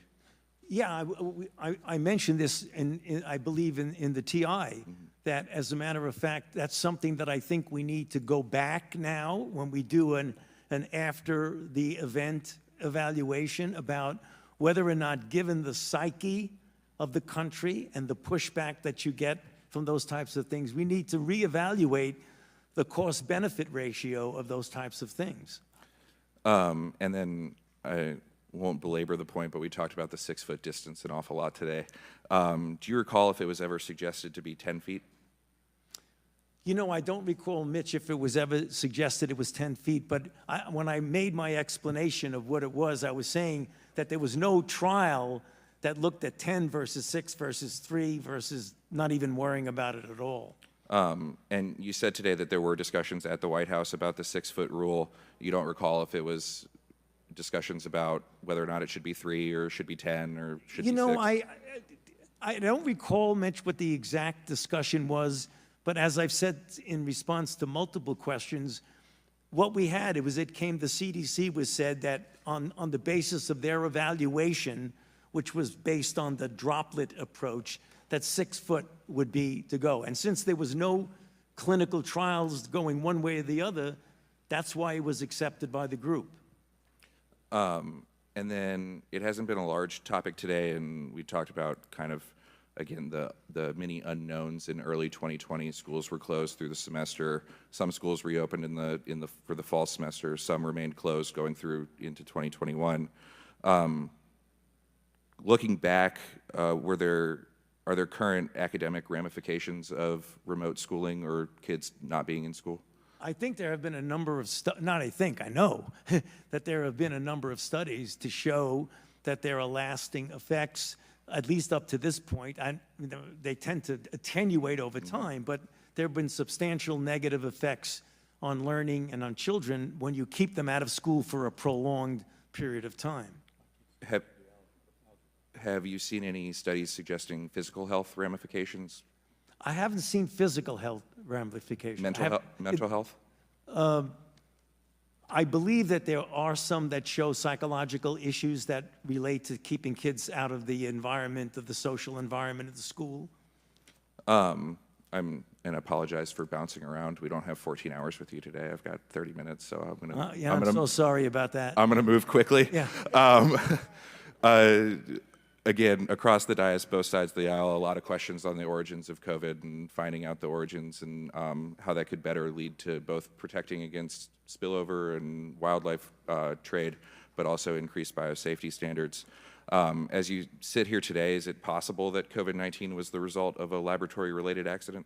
Oh, absolutely. And like I mentioned multiple times, I keep an open mind. I feel, based on the data that I have seen, that the more likely, not definitive, but the more likely explanation is a natural spillover from an animal reservoir. But since there has not been definitive proof one way or the other, we have to keep an open mind that it could be either. And based on that answer, I think, is the hypothesis that COVID-19 accidentally leaked from a lab a conspiracy theory? No, I mentioned that several times. Conceptually, the concept of it is not a conspiracy theory. We've talked a little bit about the proximal origin of SARS-CoV-2, the paper authored by Dr. Anderson. It came to two primary conclusions, and I'm quoting, "Our analysis clearly show that SARS-CoV-2 is not a laboratory construct or a purposefully manipulated virus, and we do not believe that any type of laboratory-based scenario is plausible." Do you disagree with those conclusions? I think, Mitch, if I'm not mistaken, I don't have the paper in front of me, I think they also said the possibility of if you passaged it, and you could have done that. And and if you passage it, it's in a lab. So it is, I mean, that could be. And they dispelled that at the end with we do not believe that any type of laboratory-based scenario is plausible. So I ask again, is a laboratory-based scenario plausible?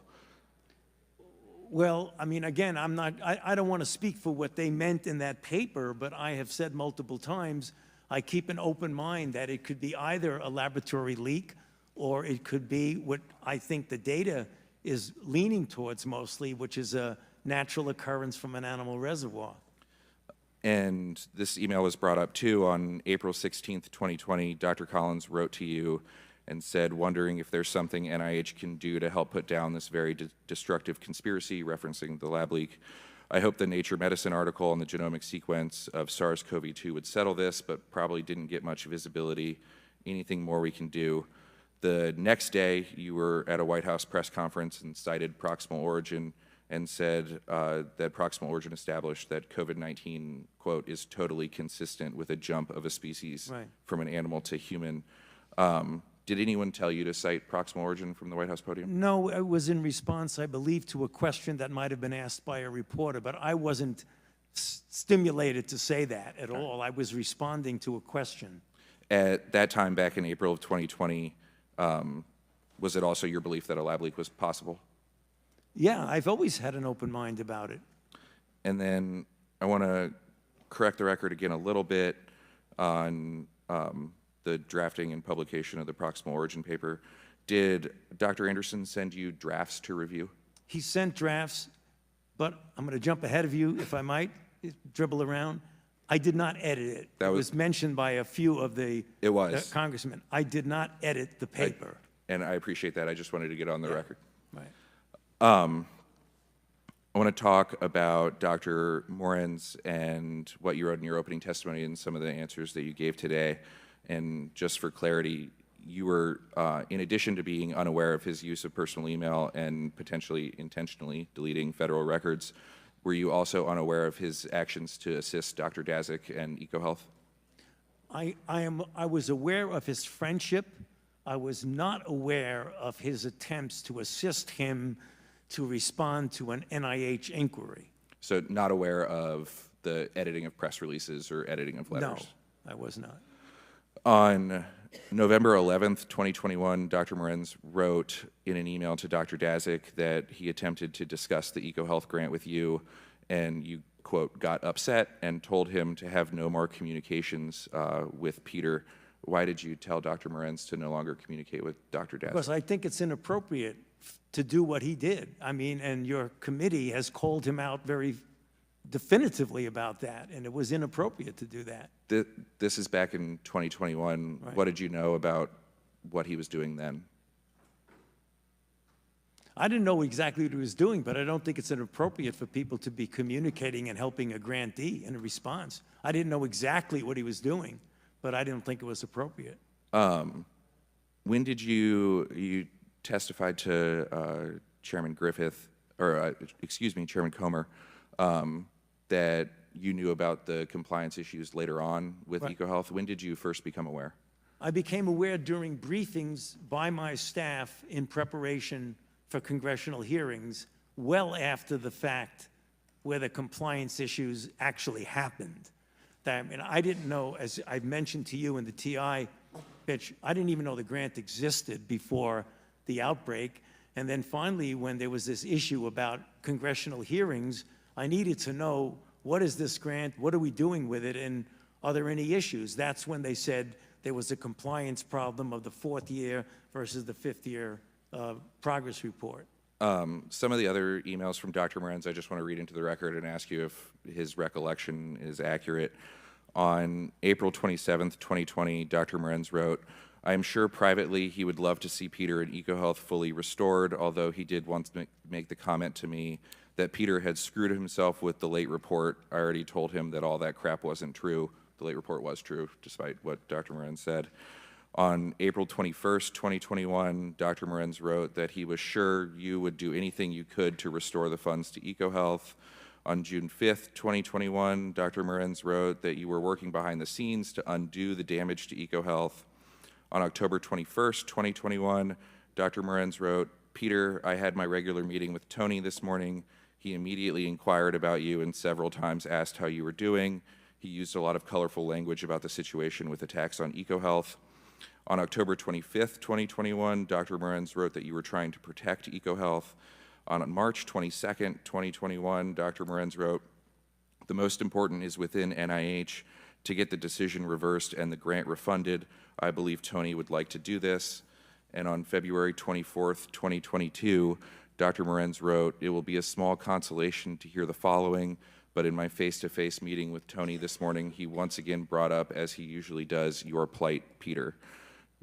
Did you ever have any discussions with Dr. Morenz about protecting EcoHealth or helping restore funding? Not at all. I don't know what, to be honest with you, Mitch, I just don't know what Dr. Morenz is talking about with that. Maybe he's trying to, as he said, cheer up. He said that in front of this committee, cheer up Dr. Dasick. But to say that I'm getting involved in trying to help him or protect him, not so. Did you ever have any conversations with Dr. Morenz about what Dr. Dasick was facing or about the termination of the grant? You know, he may have mentioned to me something like Dr. Dasick is going through terrible times, but I don't recall. It is conceivable that he would have mentioned that to me because, as he mentioned to you, that Dr. Dasick and he are very good friends. So it would not be surprising if sometime he had mentioned to me, boy, Dr. Dasick's going through some really tough times. Fine, that doesn't mean that I say you should help him. No, absolutely doesn't. So that's why we want to ask the questions and Yes. get the answers. During your transcribed interview with us, you were asked about whether or not Dr. Dasick had a conflict of interest in reviewing the origins of COVID-19, and you testified, you know, I hesitate to speculate about what someone else should do. The only people that I am involved with is my own staff, who we've mentioned many times in this discussion, who don't have a conflict of interest. With the benefit of hindsight and the work of this committee, do you believe Dr. Morenz had a conflict of interest regarding EcoHealth?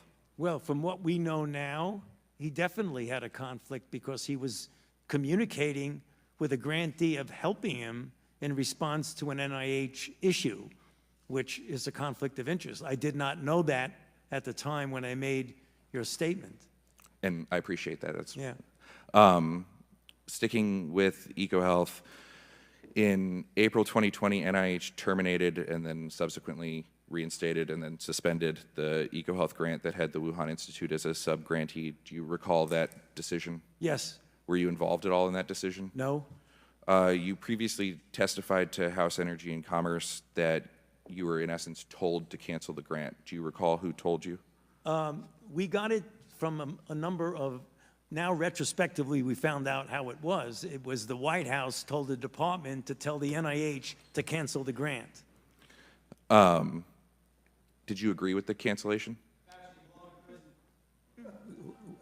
What is that? Do we need to listen to that? Okay. He was escorted out. Yeah, okay, good.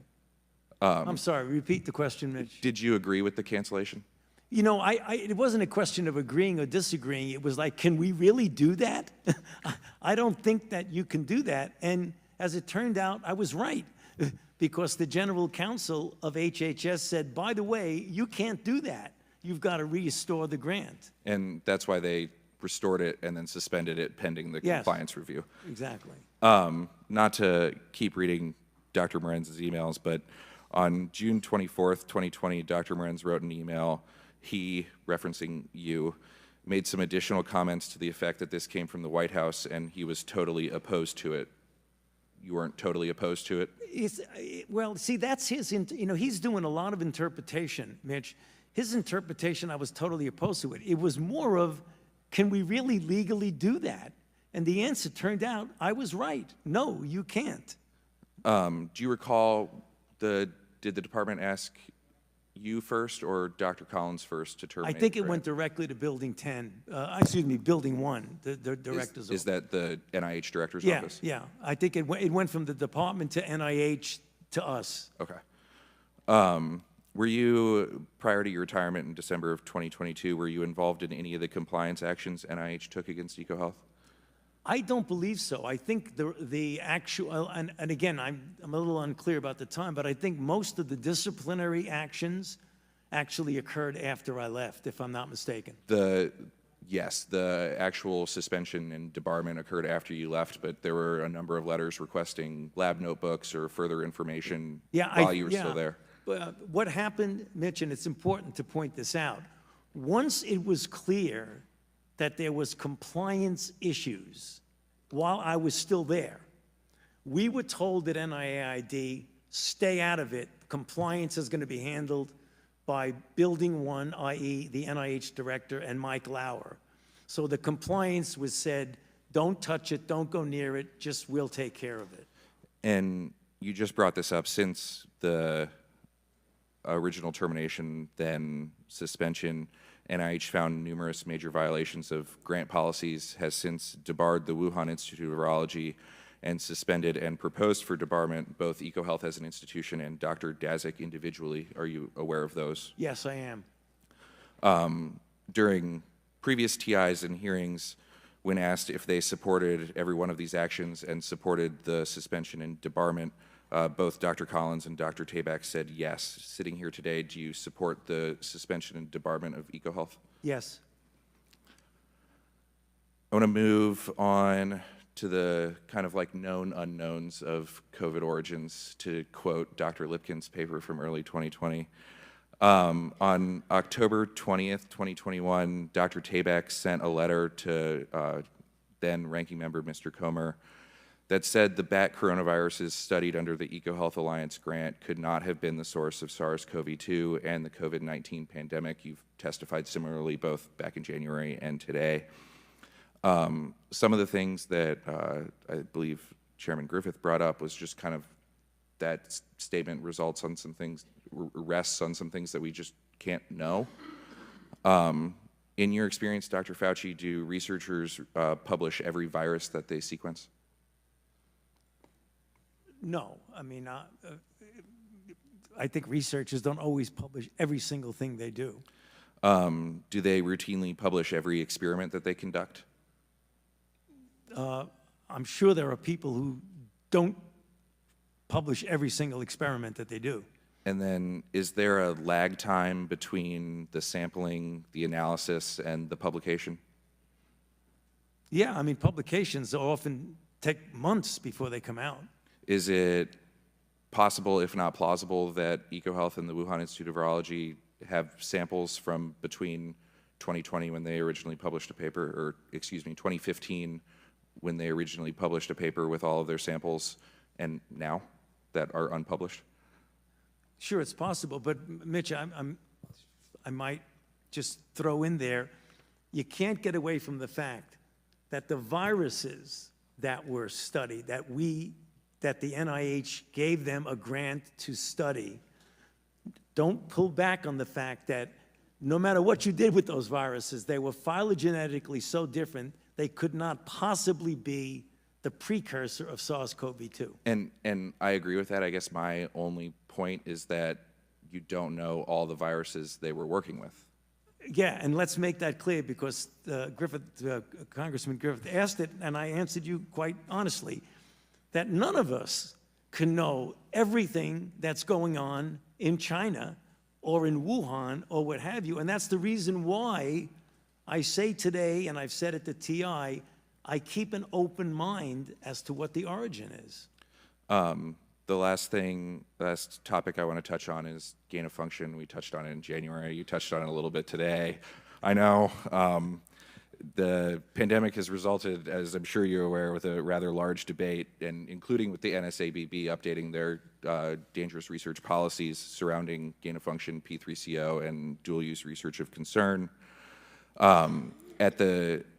Prior to October of 2021, the NIH website listed gain of function as a type of research that modifies a biological agent so that it confers new or enhanced activity to that agent.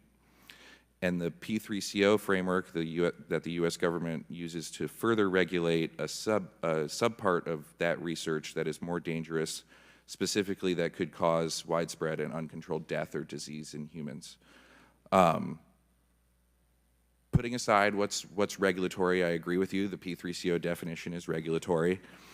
Are there types of research that could fall under the broad definition but not the P3CO definition? Well, I believe members on the minority side have mentioned that. Influenza is a gain of function to a virus to make it grow better in eggs. Making an E. coli manufacture insulin is telling the E. coli to do something it wasn't able to do before by mutations. Of course that's the case. So in kind of the Venn diagram of this research, something could fall under gain of function without falling under further regulation. I know where you're going, and you're not going to get there, but go ahead. According to EcoHealth's Year 5 progress report, they facilitated an experiment in Wuhan that had 7 mice infected with Wuhan Institute of Virology 1 as the backbone. 5 survived. Then 8 mice were infected with a chimera of WIV1 and the spike from another virus, and 2 survived. In EcoHealth's own words, these results suggest that the pathogenicity of that full-length chimera is higher than others. Right. You were asked today, and it was read back to you a little bit, but on May 16th, just a few weeks ago, Ms. Lesko asked Dr. Tabak, did NIH fund gain-of-function research at the Wuhan Institute of Virology through EcoHealth? And Dr. Tabak answered, if you're speaking about the generic term, yes, we did. Right.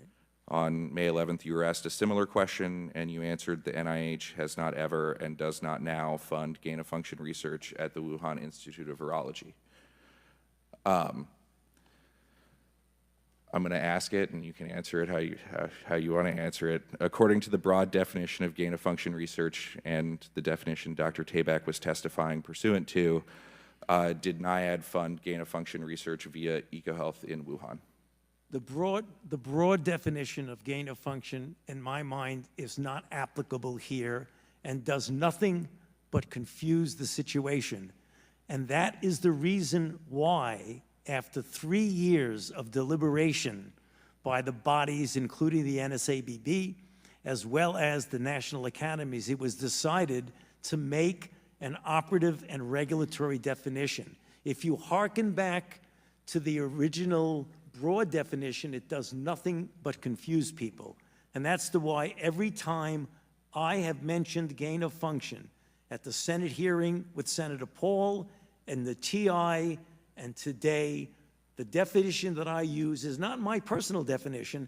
It's a codified, regulatory, and operative definition made by a body that has nothing to do with me. Thank you, Mr. Chairman. I yield back. I now recognize the minority staff for not longer than 30 minutes. Dr. Fauci, nice to see you. We've covered many different topics today.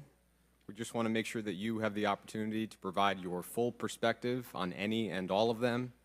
Is there anything you'd like to add, clarify, or say about any of the topics we've discussed here today?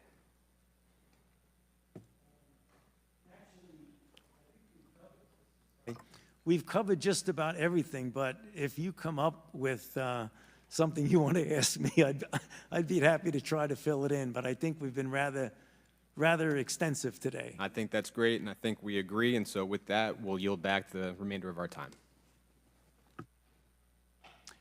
I'd like to yield to the ranking member Ruiz for a closing statement if he would like one. Dr. Fauci, I'd like to thank you for your testimony today, and I would like to thank you for your decades of service to our nation, especially with the HIV epidemic that our nation suffered through, the pandemic flu, Ebola, Zika, and COVID-19, and your years of research and investment that led to the rapid development of the COVID-19 vaccine that saved millions of lives. Thank you. And over the past 4 years, you have been personally targeted by extreme narratives about the origins of the COVID-19 pandemic and the U.S. government's response to it. They began in force in retaliation to wisdom you offered that contradicted the reckless and dangerous therapeutic recommendations by President Trump and have remained part of House Republicans' political playbook. These extreme narratives have been the bedrock of the Select Subcommittee's Republican-led probe and the untenable inferences they've somehow drawn despite the overwhelming evidence that it is inconvenient to those narratives.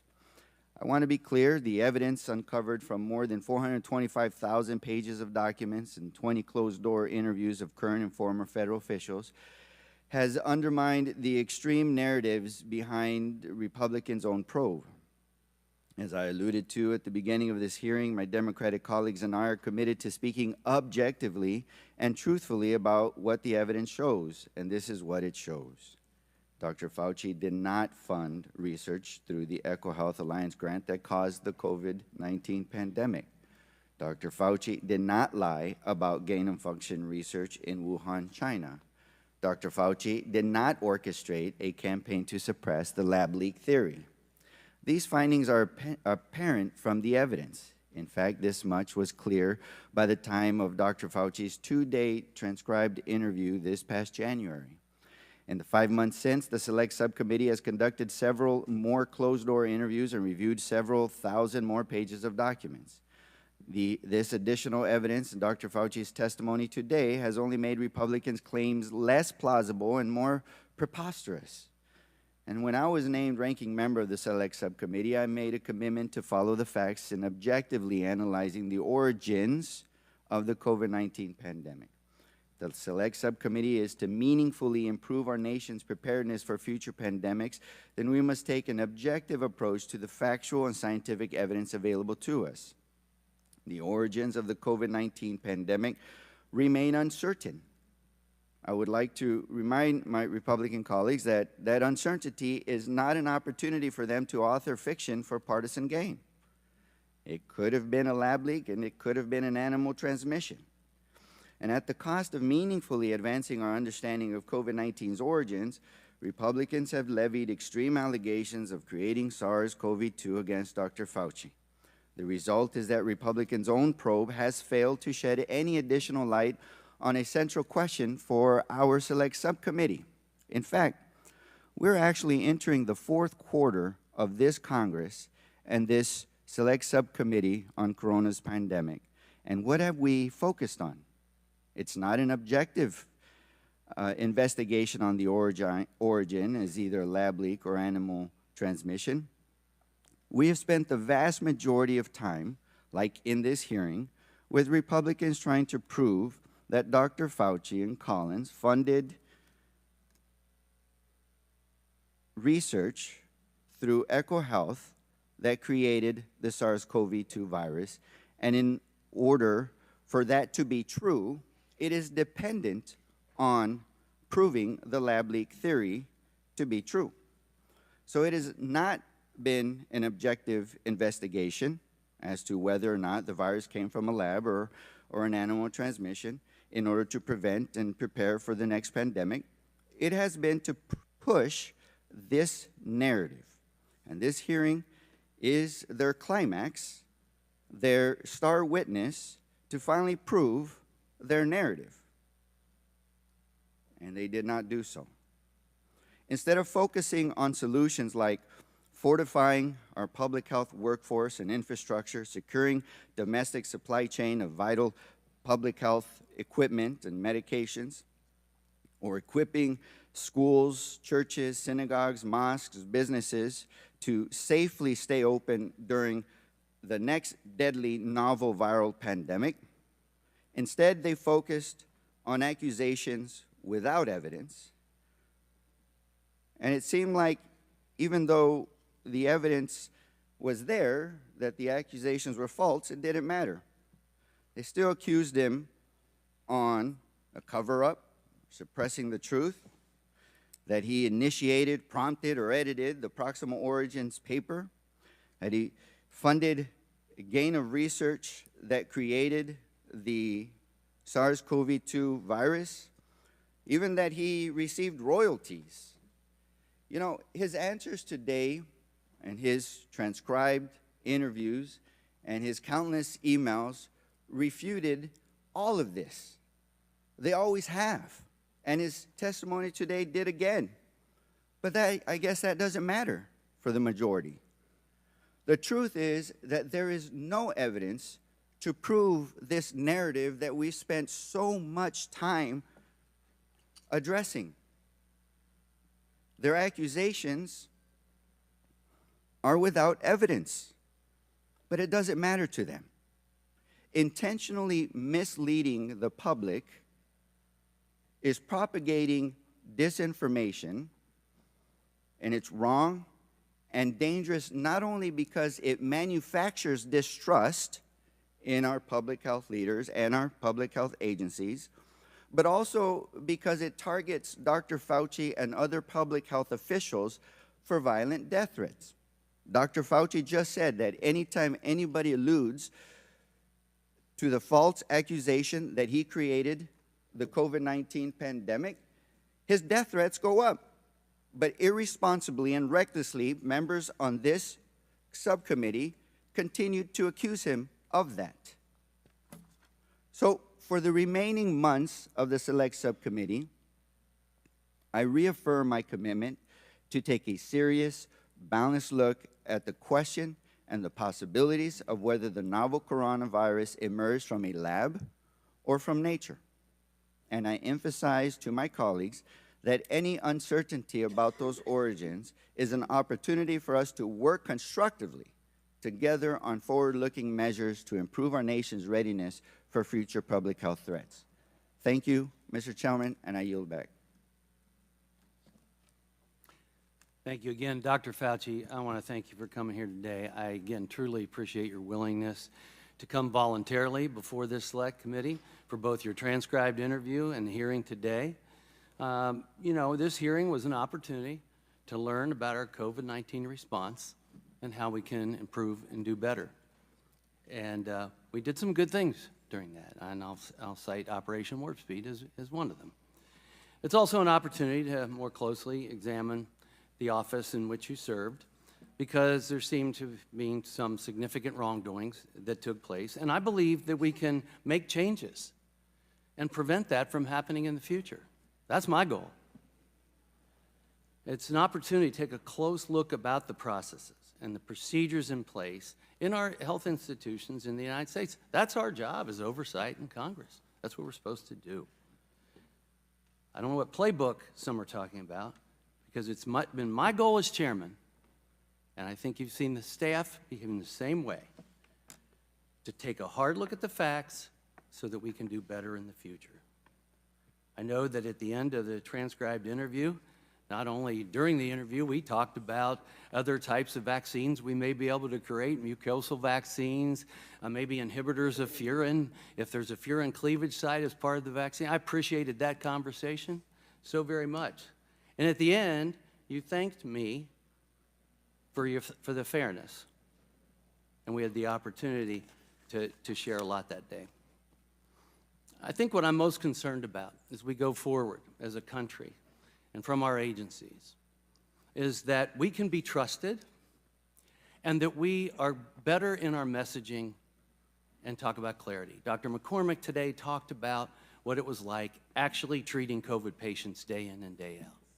I had recommended early on that America needed to hear more from doctors that were treating COVID patients, what they were seeing, what was working, what was not working. I compared it to General Schwarzkopf during the Gulf War. Everyone tuned in every night to hear what General Schwarzkopf had to say, not the politician, but what the general in charge had to say. And I think that was important, the one who was in the trenches. But look, you know, we've gone back and forth on the definition of gain of function. I think it's been pretty clear what was you said was on your mind, and there were two different definitions, if you will, a generic definition and an operative regulatory definition.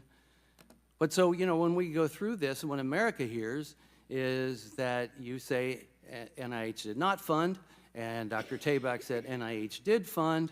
Clarity matters. I think it would have helped when you were in front of Dr. Paul in the Senate, if you were clear about what you meant. The American people had never heard of gain of function until this came about. Clarity matters. You know, when we conducted great trials on the vaccines, I thought they were phenomenal. Normally you have 8,000 to 10,000 people. We had about 40,000 people in each one of the trials. And what we knew from the trials is that, one, it saved a lot of lives. That's one thing. But we also knew that if you got vaccinated, you could still get COVID. We didn't make that clear to the American people in my mind. And that you could still get sick. And so if someone stands up, not you, but if someone stands up and says, if you get vaccinated, you're never going to go to the ICU and you're not going to die. Well, that was still happening. So where was the messaging? I wish you would have corrected that right then and there. You know, President says, oh, maybe we just inject bleach. Well, some people maybe thought that was serious. We made it clear it was not. And that was important. But here we have Operation Warp Speed, which I know firsthand you were working on, and you were kind enough to work with the Doctors Caucus to explain what was going on with Operation Warp Speed. And we have a presidential candidate who says, well, if that's developed, I'm not taking it. And I'm paraphrasing. And then takes it. The American public deserve a lot better from their government. And what should have been a 9/11 moment for this country, this pandemic, was turned into a political nightmare. We need to do better. These are agnostic issues, not political. And I think from what we have learned from you in the TI and here today, there's a lot of things that we can do better. And the grant process being one of them. I mean, if you, look, when I sign a prescription, I'm responsible for it. Somebody needs to be responsible. And if you're signing for grants but not responsible for it, you just sign it, then you're not responsible for the dollars that are going out. And then maybe it's the advisory committee that needs to be signing the grant so that there's some level of responsibility and responsibility for compliance. I think that's one of the biggest lessons learned through all this. We can do better. America's a great country. We can fix our problems. But we have to take a good hard look at what we did, what we didn't do, be honest with ourselves, be better in our messaging to the American people, especially when it comes to health. And that's why I felt it was very important that we don't do things like mandates, but let patients have a conversation with the doctor that they know and trust and make sure that we're getting the doctors all the information and data that they need. From adverse effects of the vaccine, which we've always done, adverse effects of the vaccine, to what the vaccine can and can't do, whether you're at risk or not at risk, what are your risks? Those are personal conversations that need to take place. And I look forward to trying to establish a system that does a better job at that. I'm going to conclude and just say thank you once again, Dr. Fauci. Matter of fact, I'd be glad to have more off-the-record conversations about things we can do in the future, drugs we may be able to develop, treatments we may be able to provide, and vaccines we may be able to produce. And so if you're amenable, I might reach out to you for that, and other scientists as well that may have varying opinions. So again, thank you again for being the witness today. With that and without objection, all members will have 5 legislative days within which to submit materials and to submit additional written questions for the witnesses, which will be forwarded to the witnesses for their response. If there's no further business, without objection, the Select Subcommittee stands adjourned.